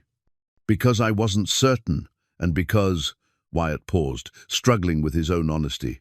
"Because I was afraid if you knew you were free to leave, you might choose to go." Clara stared at him, processing this admission. "You thought I was only here out of obligation?" "I didn't know," Wyatt said honestly. "I hoped you were starting to care about this place, about us. But I couldn't be sure, and I was selfish enough to want you to stay, even if it meant keeping you in the dark about your legal freedom." The confession hung between them like a bridge that could either connect them or collapse under the weight of broken trust. Clara felt a complex mixture of emotions: anger at his deception, understanding of his fear, and something deeper that might have been relief. "Do you know what the worst part of my life has been?" she asked quietly. "Not the poverty, not the loneliness, not even the humiliation of that auction block. The worst part has been never knowing if anyone would choose me if they had other options." Wyatt turned to face her fully, his grey eyes reflecting the last light of the setting sun. "Clara, let me finish," she said, holding up her hand. You were afraid I'd leave if I knew I was free. But Wyatt, the fact that I'm free, truly free, and I'm choosing to stay here, choosing to fight for this life we're building together, doesn't that tell you everything you need to know about how I feel? The silence stretched between them, filled with the weight of unspoken possibilities. Finally, Wyatt spoke, his voice rough with emotion. I love you, Clara. I didn't plan it, didn't expect it, but somewhere between watching you gentle my horses and seeing you stand up to your own fears, I fell completely in love with you. He paused, his hands gripping the railing so tightly his knuckles showed white. I was terrified that if you knew you could leave freely, you'd realize you deserved better than a broken-down rancher with more scars than sense. Clara felt her heart race at his words, at the vulnerability he was showing her. And I love you, she replied simply. Not because you rescued me, not because I owe you anything, but because you see me as I really am, and you choose to love that person. The admission seemed to break something loose in both of them. Wyatt stepped closer, his hands coming up to frame her face with a gentleness that made her breath catch. When this trouble with Murphy is over, he said softly, I want to ask you something properly, with my father's ring and a future that belongs to both of us. Clara's smile was radiant with hope and certainty. When this trouble is over, she agreed, I want to say yes. Their moment was interrupted by the sound of horses approaching at speed, but this time it was Pete and Santos returning from their patrol of the ranch boundaries. Boss, Pete called out as he dismounted quickly, we found tracks, 3 horses, maybe 4, coming from the direction of Millerville. They stopped about a mile out and seemed to be watching the house. Wyatt's demeanor shifted immediately from lover to protector. How fresh. Within the last few hours, they're keeping their distance for now, but they're definitely scouting our defenses. Clara felt a chill that had nothing to do with the evening air. Murphy's hired men had arrived, and the real danger was about to begin. All right, Wyatt said, his voice carrying the calm authority of a man who had faced worse threats than hired gunmen. Pete, I want you and Charlie to take shifts watching the approaches to the house. Santos, check the stock and make sure the animals are secure. If shooting starts, I don't want cattle scattered to hell and back again. What about me? Clara asked. Wyatt looked at her seriously. You've been learning to shoot. Are you ready to use that skill if necessary? Clara thought about everything she had gained in her weeks at the ranch. Dignity, love, a future worth fighting for. Then she thought about the men lurking in the darkness who wanted to take those things away from her. Yes, she said firmly, I'm ready. The next few hours passed in tense preparation. Weapons were cleaned and loaded, strategic positions were identified, and plans were made for various contingencies. Maria moved through the house with calm efficiency, securing valuables and preparing supplies, as if she had done this many times before. Have you? Clara asked as they worked together to move furniture away from windows. Faced trouble like this? A few times, in the early days when this was still wild country. Wyatt's not the only one who knows how to fight when necessary. As midnight approached, the ranch settled into an uneasy quiet. Clara found herself stationed in the study with a clear view of the front approach, a rifle loaded and ready beside her. The knowledge that she was legally free should have made this confrontation feel different, but the immediate threat remained the same men with guns who wanted to take her away from everything she had come to love. The attack, when it came, was not what anyone expected. Instead of a direct assault on the house, the hired men struck at the barn where the horses were kept. The sound of splintering wood and frightened animals carried clearly across the yard, followed by shouts and the crack of gunfire. They're trying to steal our horses, Wyatt said grimly as he grabbed his rifle. Without mounts, we can't pursue them if they manage to take you. Clara understood the strategy immediately. Murphy's men weren't just trying to kidnap her, they were systematically dismantling the ranch's ability to respond or retaliate. I'm coming with you, she said, checking her own weapon. Clara, it's too dangerous. Those are my horses too, she interrupted, and this is my home they're attacking. I'm not hiding while other people fight for what we've all built together." Wyatt looked at her for a moment, seeing not the frightened girl who had stood on the auction block, but the strong woman she had become. "Stay close to me," he said finally, "and if I tell you to run, you run." Together, they slipped out the back door and made their way toward the barn, where the sounds of conflict continued to echo in the darkness. Clara's heart pounded with fear and determination in equal measure, but her hands remained steady on her rifle. Whatever happened in the next few minutes would determine not just her own fate, but the future of everyone she had come to love. As they approached the barn, Clara whispered a quick prayer to her mother's memory, asking for strength and courage to protect the family she had finally found. The silver locket at her throat caught a shaft of moonlight, and Clara touched it once for luck before stepping into the battle that would determine whether love was stronger than greed, whether justice could triumph over cruelty, and whether a woman dismissed as worthless could prove her true value when everything that mattered hung in the balance. The barn loomed ahead of them in the moonlight, its familiar silhouette now transformed into something ominous by the sounds of violence emanating from within. Clara could hear horses whinnying in fear, the crash of kicked stalls, and men's voices raised in anger and frustration. Whatever Murphy's hired guns had planned, it wasn't going smoothly. Wyatt held up his hand, signaling Clara to stop while he assessed the situation. Through the open barn doors, they could see the flicker of lantern light and moving shadows that suggested at least 3 men working to free the horses from their stalls. "Charlie's in there," Wyatt whispered, pointing to a figure pressed against the far wall of the barn. "He's got them pinned for now, but he's outnumbered." Clara could see their friend crouched behind a feed barrel, his rifle trained on the intruders, but unable to get a clear shot without risking the horses. The animals were panicking, adding chaos to an already dangerous situation. "Can we circle around?" Clara asked quietly. "There's a back entrance, but it'll mean crossing open ground."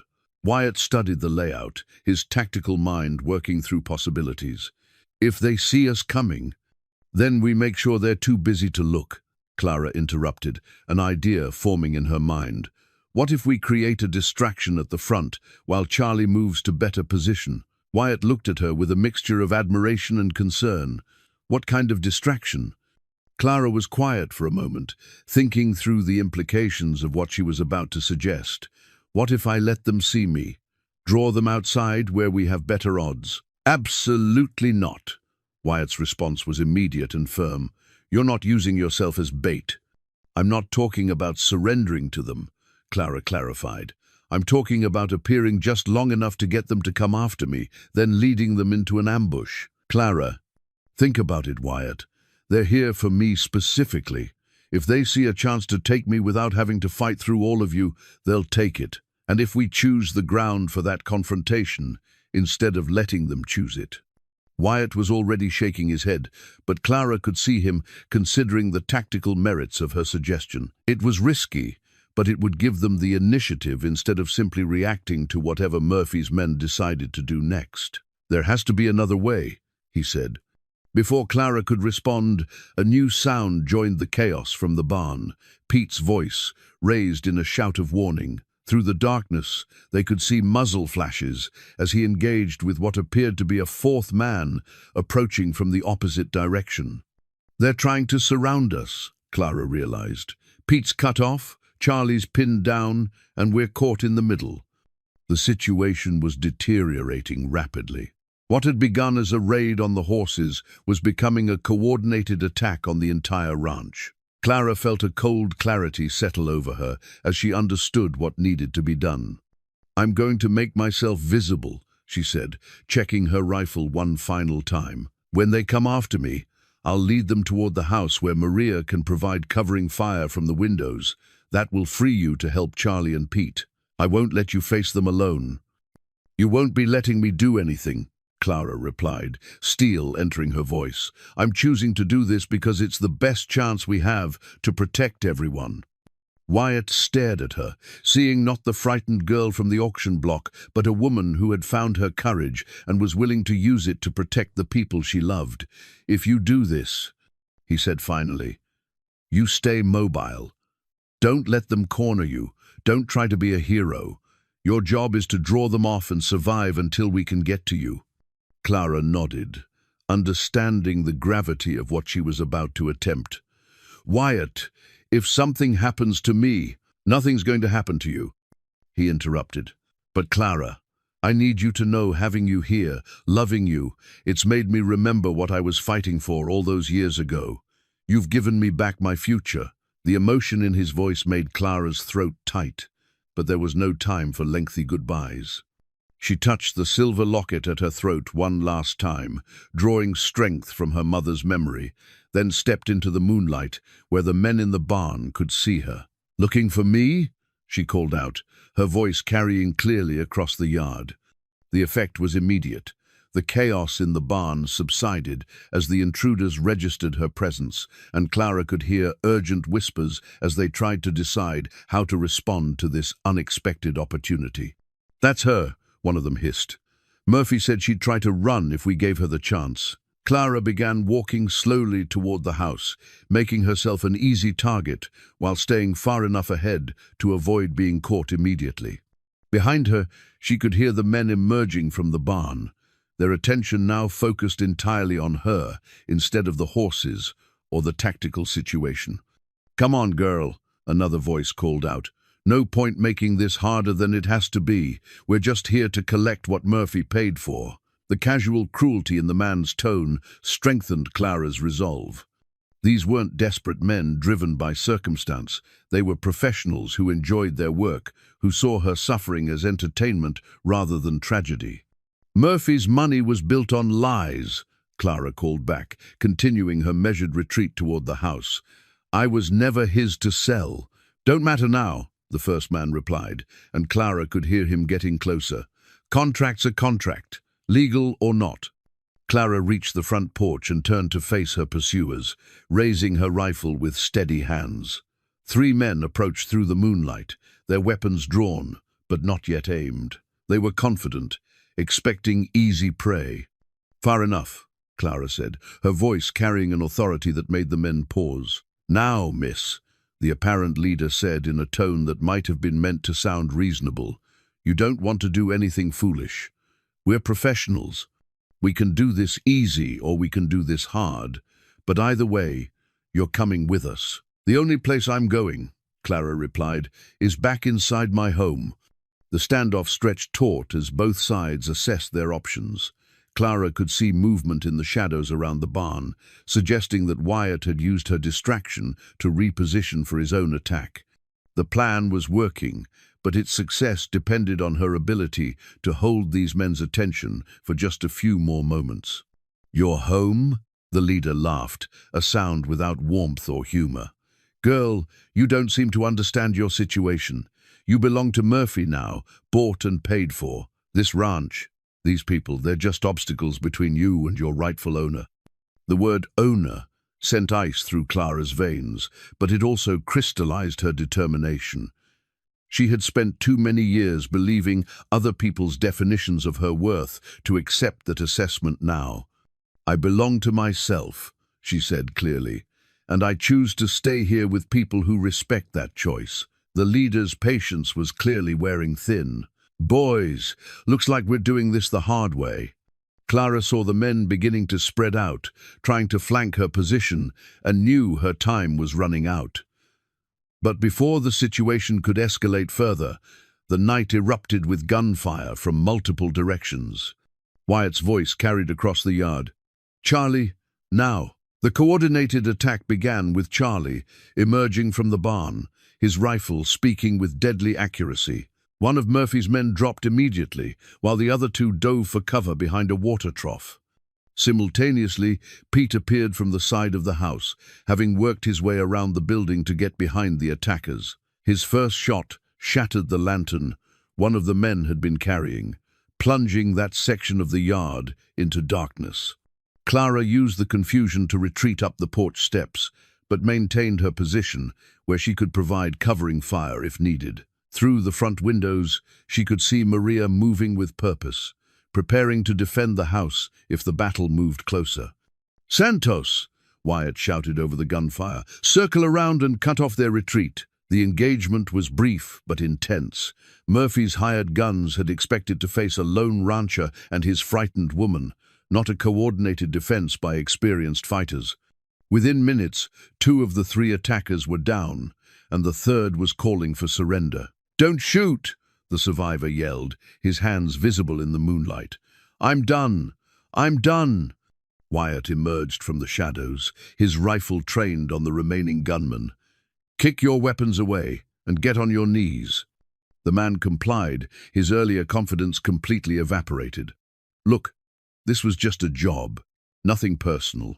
Murphy hired us to bring back the girl, said she belonged to him legal." "Murphy lied," Wyatt said coldly. "About the debt, about the law, about everything. We didn't know that." The man protested. "We just do what we're paid to do."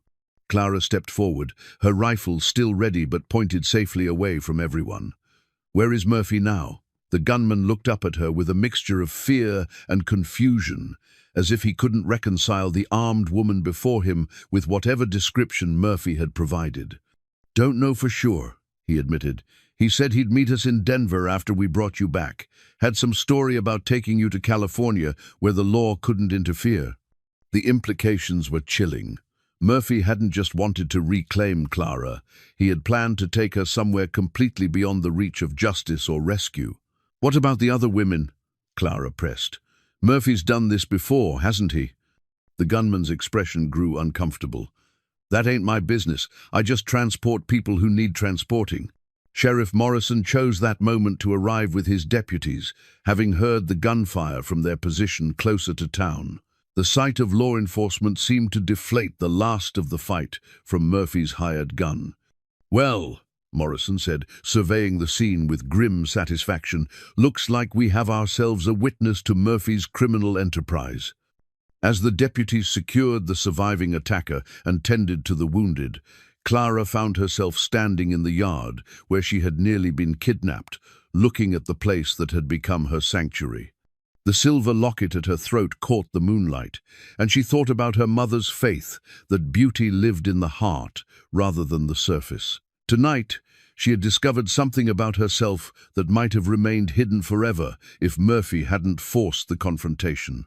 She was not just capable of being loved, she was capable of fighting for that love, of protecting the people and places that mattered to her. Wyatt approached her slowly, his rifle lowered, but his eyes still scanning for any remaining threats. "It's over," he said quietly. "Murphy's finished, and so are his plans for you." Clara nodded, feeling a mixture of relief and exhaustion wash over her. "What happens now?"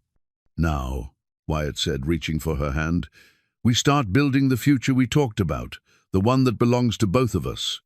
As they walked back toward the house together, Clara realized that the woman who had stood on the auction block 7 weeks ago was truly gone, replaced by someone stronger and more certain of her own worth.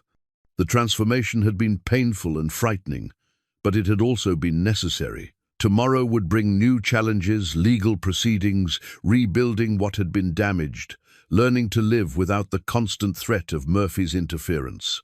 But tonight, surrounded by people who had been willing to fight for her, Clara Mayfield finally understood what it meant to be home.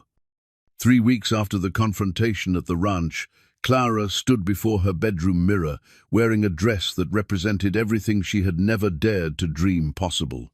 The green silk had cost more than she had ever spent on anything in her entire life, but Maria had insisted that certain occasions demanded proper attire. "Tonight is not the time for modesty," Maria had declared while helping Clara with the delicate buttons that ran up the back of the dress. "Tonight is the time for showing Red Hollow exactly who Clara Mayfield has become." The dress was beautiful in its simplicity, no excessive ruffles or ostentatious decoration, just clean lines that flattered Clara's figure and rich fabric that caught the light as she moved. But more than the dress itself, Clara was struck by the woman wearing it. This was not the same person who had cowered under the town's judgment 7 weeks ago. This woman stood straight, met her own eyes in the mirror without flinching, and wore confidence like a second skin. The occasion was Red Hollow's Harvest Dance, an annual celebration that brought together ranchers, townspeople, and anyone else within riding distance for an evening of music, food, and community. Clara had never attended before. Her father's reputation and her own social standing had made such events impossible. But this year, everything was different. Murphy had been captured in Denver 3 days after the attack on the ranch, brought back in chains to face charges of fraud, conspiracy, and attempted kidnapping. His hired gun had provided detailed testimony about Murphy's criminal enterprise, leading to the discovery of at least 6 other women who had been victimized by similar schemes. The man who had once seemed untouchable was now facing decades in territorial prison. More importantly, for Clara's immediate situation, the revelation of Murphy's fraud had transformed her, standing in Red Hollow almost overnight. The same people who had once whispered about her plainness now spoke admiringly of her courage. The women who had pitied her poverty now sought her friendship. The men who had ignored her existence now treated her with genuine respect. Dr. Patterson had spearheaded a community effort to clear the remaining legitimate debts from her father's estate, accepting donations from dozens of families who wanted to demonstrate their support. The total amount raised had exceeded what was needed, and the surplus had been presented to Clara as a gift to help her start her new life. "The people of this town owe you an apology, Doctor," Patterson had said when presenting her with the money. "We should have seen Murphy's cruelty for what it was years ago. We should have protected you instead of allowing you to suffer in silence." Clara had accepted the apology and the gift with grace, understanding that forgiveness was as much for her own peace of mind as for theirs. Carrying resentment would only poison the happiness she had found, and she had no intention of letting Murphy's evil continue to damage her life, even from his prison cell. Now, as she prepared for her first public appearance as a free woman, Clara felt a mixture of anticipation and nervousness that reminded her of stage fright. The Harvest Dance would be her debut as someone who belonged in Red Hollow society, someone who had a place and a future, and people who cared about her welfare. Wyatt had spent the afternoon preparing for the evening with the kind of careful attention usually reserved for important business meetings. He had bathed, shaved with unusual precision, and put on his best suit, a dark wool outfit that emphasized his broad shoulders and made his gray eyes look almost silver in the right light. "You clean up well, cowboy," Clara had teased when she saw him waiting in the front parlor. "You haven't seen yourself yet," he had replied, his voice carrying an undertone that made her pulse quicken. Now, looking at her reflection in the mirror, Clara understood what he had meant. The green silk transformed her from a pretty woman into something approaching breathtaking. The color brought out the gold flecks in her brown eyes, and the cut of the dress emphasized curves that had been hidden under her practical work clothes. But the most significant change was in her bearing. Clara carried herself like a woman who knew her own worth, who had discovered that strength and kindness could coexist, and who was no longer afraid to let her inner beauty shine through her external appearance. A knock at her bedroom door interrupted her self-examination. "Clara," Wyatt's voice carried through the wood, "the carriage is ready when you are." Clara took one final look at herself, touching the silver locket that rested against the green silk. Her mother's words echoed in her memory. "Beauty isn't what people see on the outside, my darling. It's what lives in here." Tonight, for the first time in her life, Clara felt that both kinds of beauty were working in harmony. She opened the door to find Wyatt waiting in the hallway, and the expression on his face when he saw her made all of Maria's fussing with buttons and fabric worthwhile. "Clara," he said softly, "you're absolutely magnificent." The sincerity in his voice made her cheeks warm, but she met his admiring gaze without the self-consciousness that would have overwhelmed her weeks ago. "Thank you. You're rather impressive yourself." They walked down the stairs together, and Clara noticed how natural it felt to have Wyatt's arms supporting her, how right it seemed to be moving through the world as partners, rather than as protector and protected. Maria was waiting in the front parlor with a small velvet box in her hands.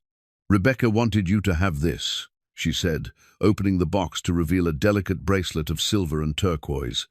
She said it would bring good fortune to the next woman who loved this ranch as much as she did. Clara's throat tightened with emotion as Maria fastened the bracelet around her wrist. The gesture felt like a blessing, a final acceptance into the family that had welcomed her so completely. "She would be happy to see Wyatt smiling again," Maria continued, her eyes bright with unshed tears. "She would be happy to know that love had found its way back to this house." The drive to town passed in comfortable conversation, with Wyatt describing the people Clara would meet and the traditions she could expect. But Clara found herself more focused on the man beside her than on his words. The weeks of shared danger and gradual trust had revealed depths to Wyatt's character that made her love him more with each passing day. He was kind without being weak, strong without being cruel, and wise enough to understand that true partnership required two people who chose each other freely rather than one person rescuing another out of obligation. Tonight would mark not just Clara's debut in Red Hollow society, but also the public acknowledgement of their relationship as equals. As they approached the town hall where the dance was being held, Clara could see light spilling from the windows and hear the sound of fiddle music carried on the evening breeze. Carriages and horses filled the area around the building, and well-dressed people moved in and out of the entrance in groups that spoke of long-standing friendships and community connections. "Are you ready for this?" Wyatt asked, as he helped her down from the carriage. Clara looked at the building where she would face the collective judgment of Red Hollow society for the first time as a free woman. Some of these people had watched her humiliation on the auction block. Others had whispered about her poverty and plainness for years. All of them would be measuring her against their memories of who she used to be. But Clara was no longer the frightened girl who had stood on that auction block. She was a woman who had discovered her own strength, who had fought for her happiness, and won. She was someone who belonged here, not because she had been rescued, but because she had earned her place through courage and determination. "I'm ready," she said, taking Wyatt's offered arm with steady hands. "Let's go show Red Hollow what we're made of." The moment Clara and Wyatt stepped through the doors of the town hall, a hush fell over the gathering that had nothing to do with rudeness and everything to do with amazement.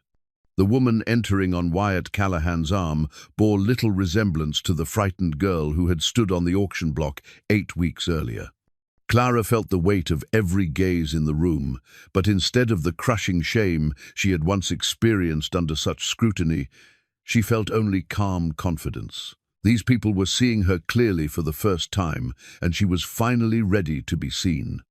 Mrs. Henderson, the banker's wife who had once used Clara as a cautionary tale for her daughter, approached with something that looked remarkably like genuine warmth. "Miss Mayfield," she said, offering her hand in greeting, "you look absolutely radiant this evening. I do hope you'll forgive our past oversights.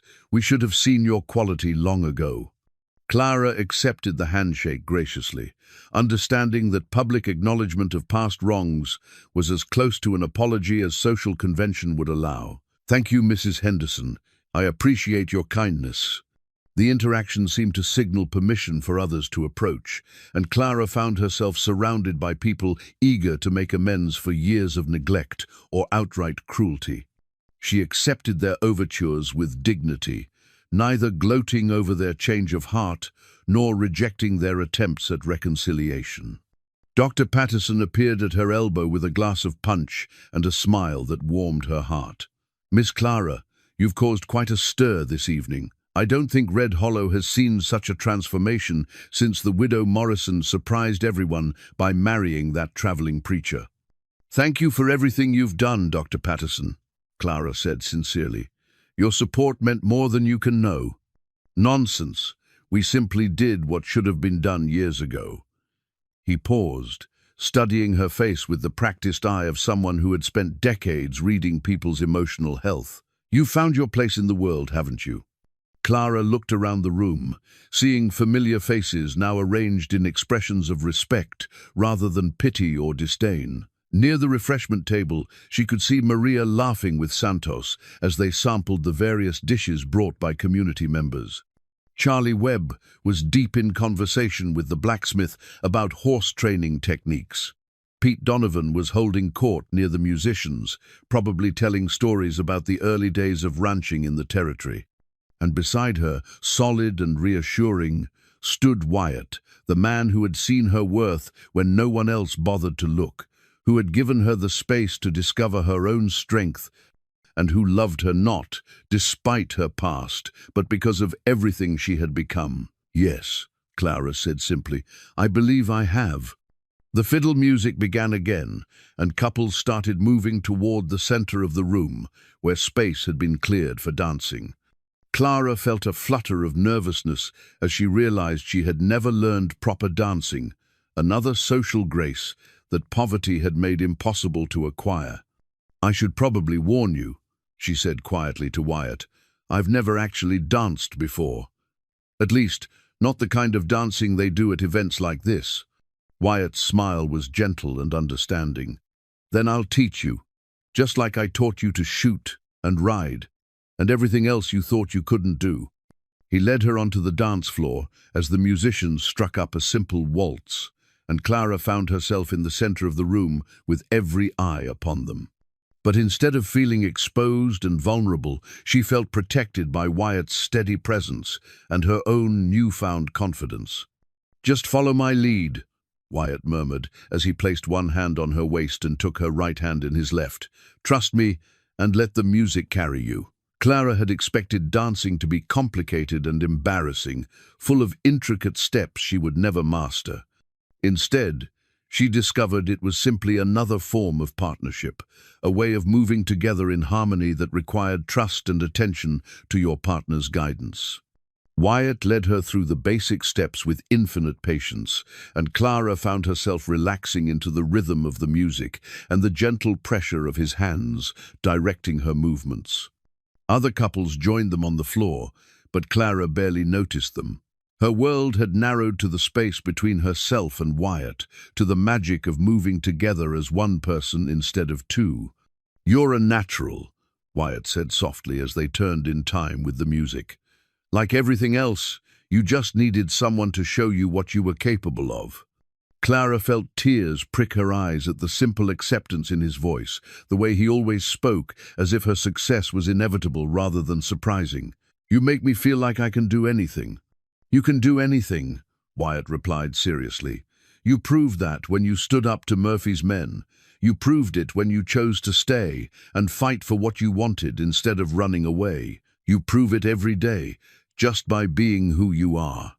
As the waltz ended and the musicians prepared for the next song, Clara realized that something significant was happening. This wasn't just a dance or a social gathering, it was a public declaration that she and Wyatt belonged together, that their relationship was real and acknowledged by the community. Sheriff Morrison approached them as they left the dance floor, his weathered face creased with satisfaction. "Miss Clara, I thought you'd like to know that Murphy's trial date has been set.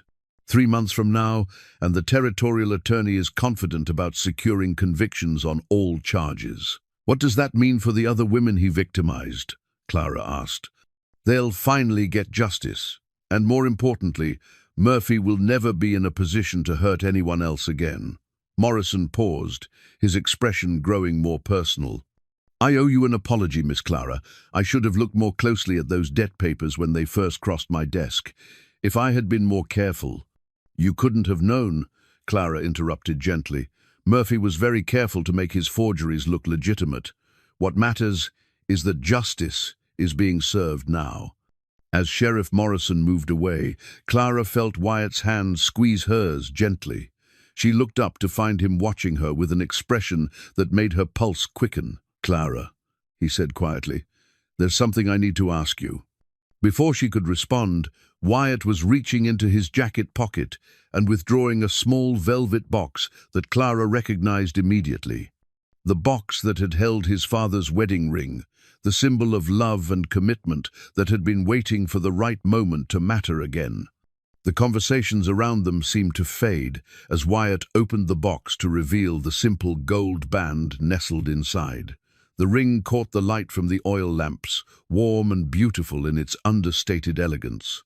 "Clara Mayfield," Wyatt said, his voice carrying clearly in the sudden quiet that had fallen over their section of the room. "You've taught me that some things are worth fighting for, that love can survive even the worst circumstances, and that two people who choose each other freely can build something stronger than anything that tries to tear them apart." Clara felt her heart racing as she understood what was happening. This was the moment they had both been waiting for, the formal beginning of the future they had discussed in whispers and stolen glances. "I'm asking you to marry me," Wyatt continued, "not because I rescued you or because you owe me anything, but because I love you completely, and I want to spend the rest of my life proving that you made the right choice when you decided to stay." Clara looked down at the ring, then up into Wyatt's grey eyes, seeing all the love and hope and vulnerability he was offering her. Around them, she was dimly aware that the entire room had grown quiet, that everyone was waiting to hear her response to this very public proposal. But in that moment, Clara wasn't thinking about the audience or the social significance of what was happening. She was thinking about the journey that had brought her to this place, from the auction block, where she had believed herself worthless, to this moment, when the finest man she had ever known was asking her to be his partner in life. "Yes," she said, her voice clear and strong enough for everyone in the room to hear. "Yes, Wyatt Callahan, I will marry you." The cheer that erupted from the crowd was immediate and heartfelt, but Clara barely heard it. Her attention was focused entirely on Wyatt's face as relief and joy transformed his features, on the gentle care with which he lifted her left hand and slipped his father's ring onto her finger. The gold band fit perfectly, as if it had been waiting all these years specifically for her hand. Clara stared down at it in wonder, this symbol of promises made and kept, of love that endured through hardship and emerged stronger on the other side. "It's beautiful," she said softly, though she knew the ring's true beauty lay not in its craftsmanship, but in what it represented. "It belongs on your hand," Wyatt replied, his voice rough with emotion. "It's been waiting for you just like I have." Dr. Patterson was the first to reach them, his weathered face bright with genuine happiness. "Congratulations to you both," he said warmly, shaking Wyatt's hand and kissing Clara's cheek with fatherly affection. "This is exactly what this community needed, to see that love and decency can triumph over cruelty and greed." Mrs. Henderson followed close behind, her earlier reserve replaced by what appeared to be sincere enthusiasm. "Miss Mayfield, or should I say, future Mrs. Callahan, you've given us all a lesson in grace and strength. This wedding is going to be the social event of the season." Clara felt a moment of panic at the thought of a large, elaborate wedding ceremony, but Wyatt seemed to sense her concern. "We're planning something simple," he said diplomatically. "Family and close friends, nothing too formal." "Nonsense," declared Maria, appearing beside them with tears of joy streaming down her cheeks. "This wedding will be perfect, but it will be perfect because it celebrates what matters: love, family, and the beginning of a beautiful life together." As more well-wishers crowded around them, Clara found herself swept up in a whirlwind of congratulations, advice, and excited planning discussions.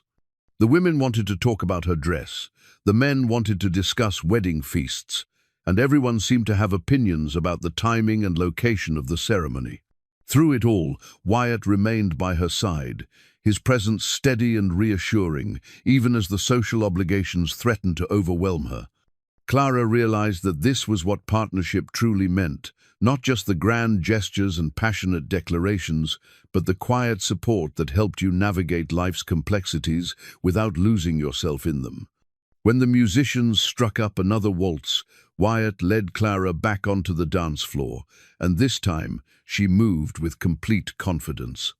The steps that had seemed so mysterious an hour earlier now felt natural, and she was able to focus on the pure joy of moving in harmony with the man she loved. "Do you have any regrets?" Wyatt asked as they turned in time with the music. Clara considered the question seriously, thinking about everything she had endured to reach this moment, the years of poverty and loneliness, the humiliation of the auction, the terror of Murphy's threats. All of it had been painful, but it had also been necessary to bring her to this place, to this man, to this understanding of her own worth. "Only one," she said finally. Wyatt's expression grew concerned. "What's that?" "I regret that my mother isn't here to see this," Clara said, touching the silver locket at her throat.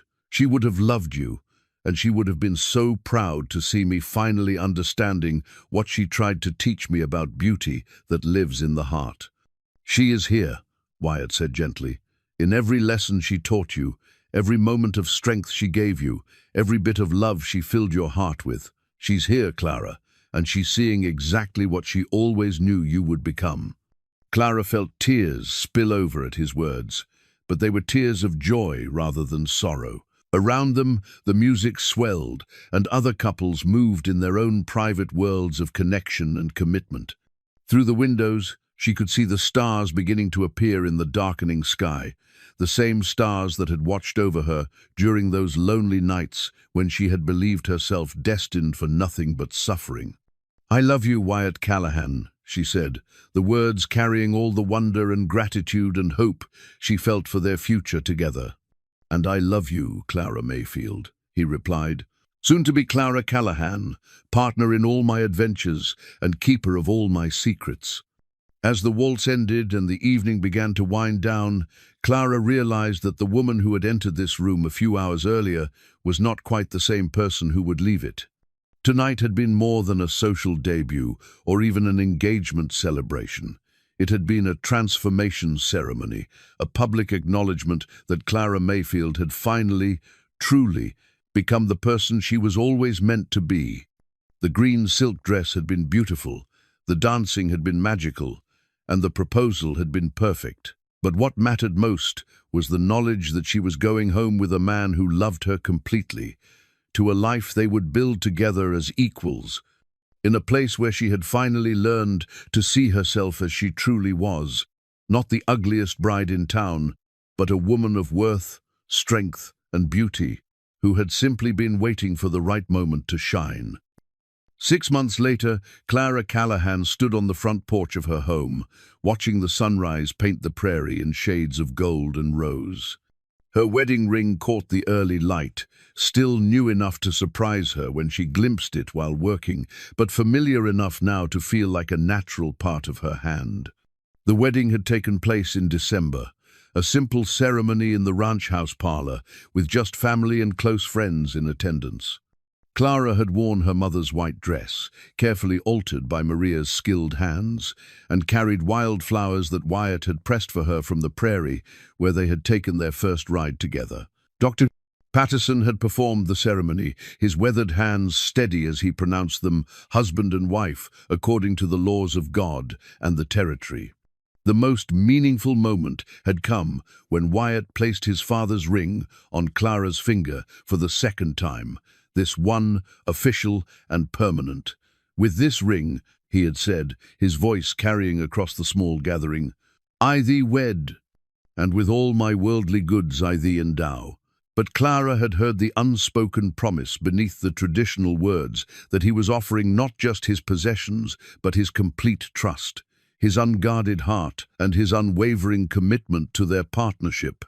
Now, as spring brought new life to the prairie, Clara reflected on how much had changed since that terrifying morning when she had stood on the auction block, believing her life was over.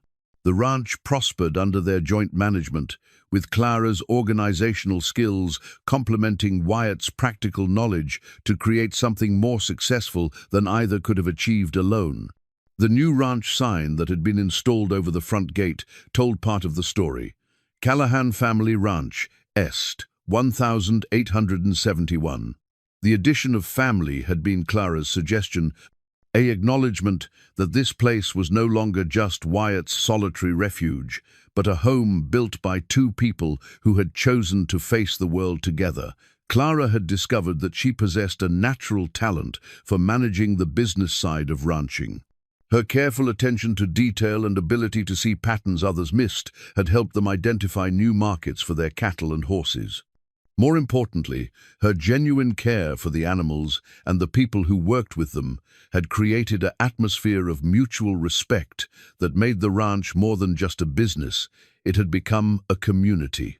The legal proceedings against Murphy had concluded with his conviction on multiple charges of fraud, conspiracy, and attempted kidnapping. He would spend the next 20 years in territorial prison, and the judge had ordered him to make restitution to all his victims. Clara had used her portion of the settlement money to establish a small fund that helped other women in desperate circumstances, ensuring that Murphy's evil would be transformed into something that served justice and compassion.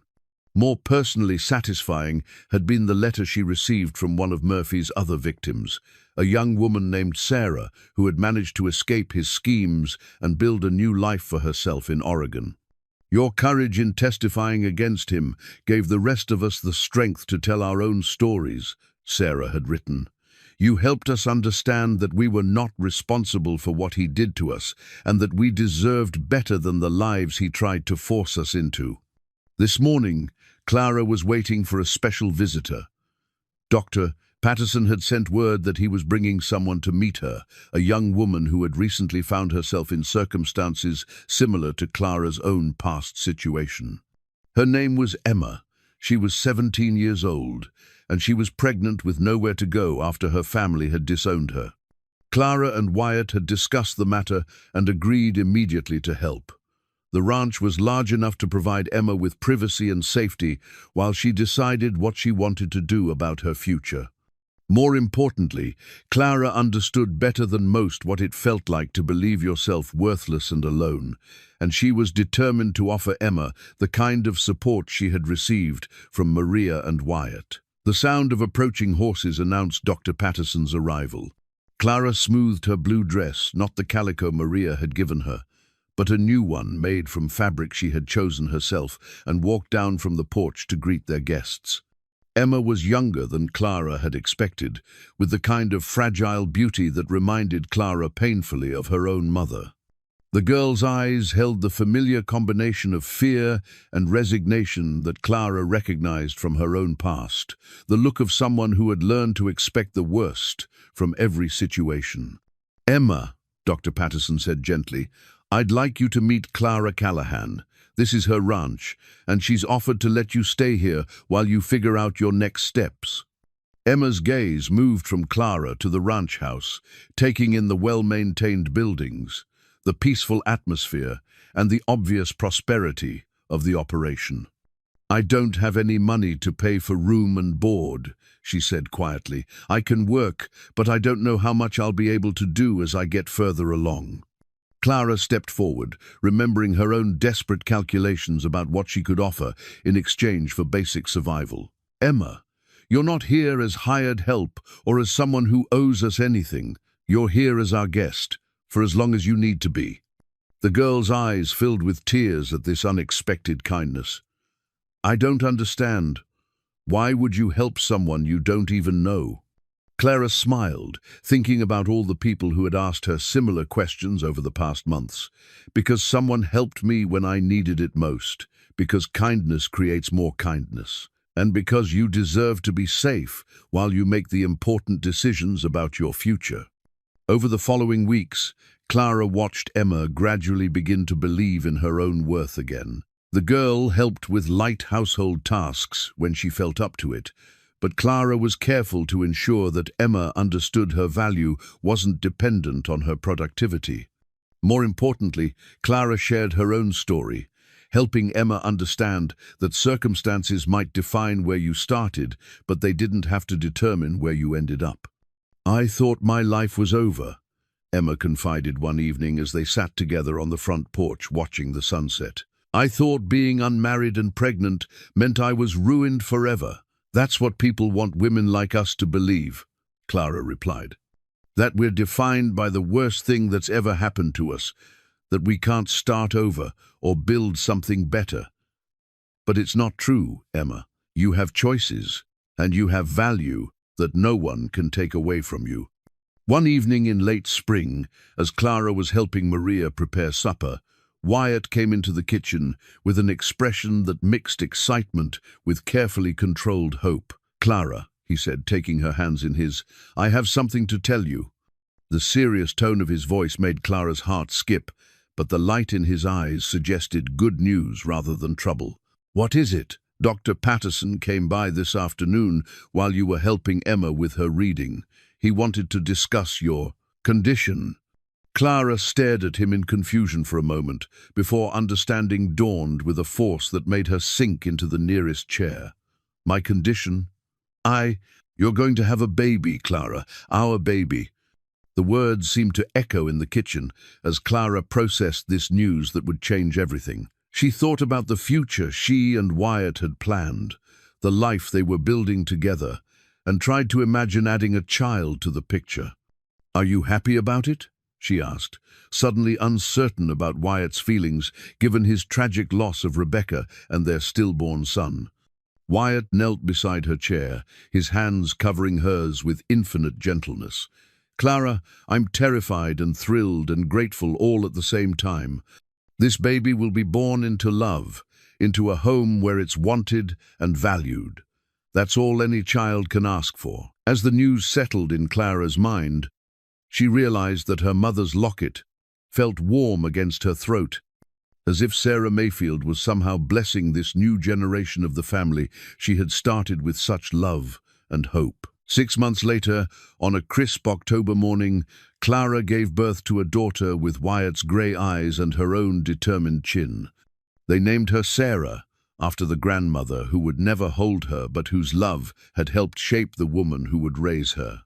As Clara held her daughter for the first time, surrounded by Wyatt's gentle strength and Maria's happy tears, she thought about the journey that had brought her to this moment. The auction block seemed like something from another lifetime, a nightmare that had ultimately led to the most beautiful dream she could have imagined. Emma had chosen to keep her own baby, and with Clara and Wyatt's support, she had married a young rancher from the next county who loved her completely and accepted her child as his own. "You taught me that the past doesn't have to define the future," Emma had written in her thank you letter. "You showed me what real love looks like." Outside the bedroom window, the prairie stretched endless toward the mountains, and Clara could see Wyatt's ranch hands moving cattle in the distance. The sign over the gate read, "Callahan Family Ranch," and now there truly was a family to justify the name. Clara looked down at her daughter's perfect face and whispered the same words her own mother had spoken to her so many years ago. "Beauty isn't what people see on the outside, my darling. It's what lives in here." She placed her hand gently over the baby's heart. "And you, my beautiful girl, are going to light up the world." Through the window, the sun climbed higher over the prairie that had become home, and Clara Callahan, once the ugliest bride in town, now the mother of the most beautiful baby in the territory, smiled with the deep contentment of a woman who had discovered that love, like prairie grass, could survive any storm and emerge stronger than ever. The silver locket at her throat caught the morning light, and Clara touched it gently, carrying her mother's love forward into the next generation. Some stories, she realized, had endings that were really beginnings, and some auctions resulted in purchases that turned out to be priceless beyond measure.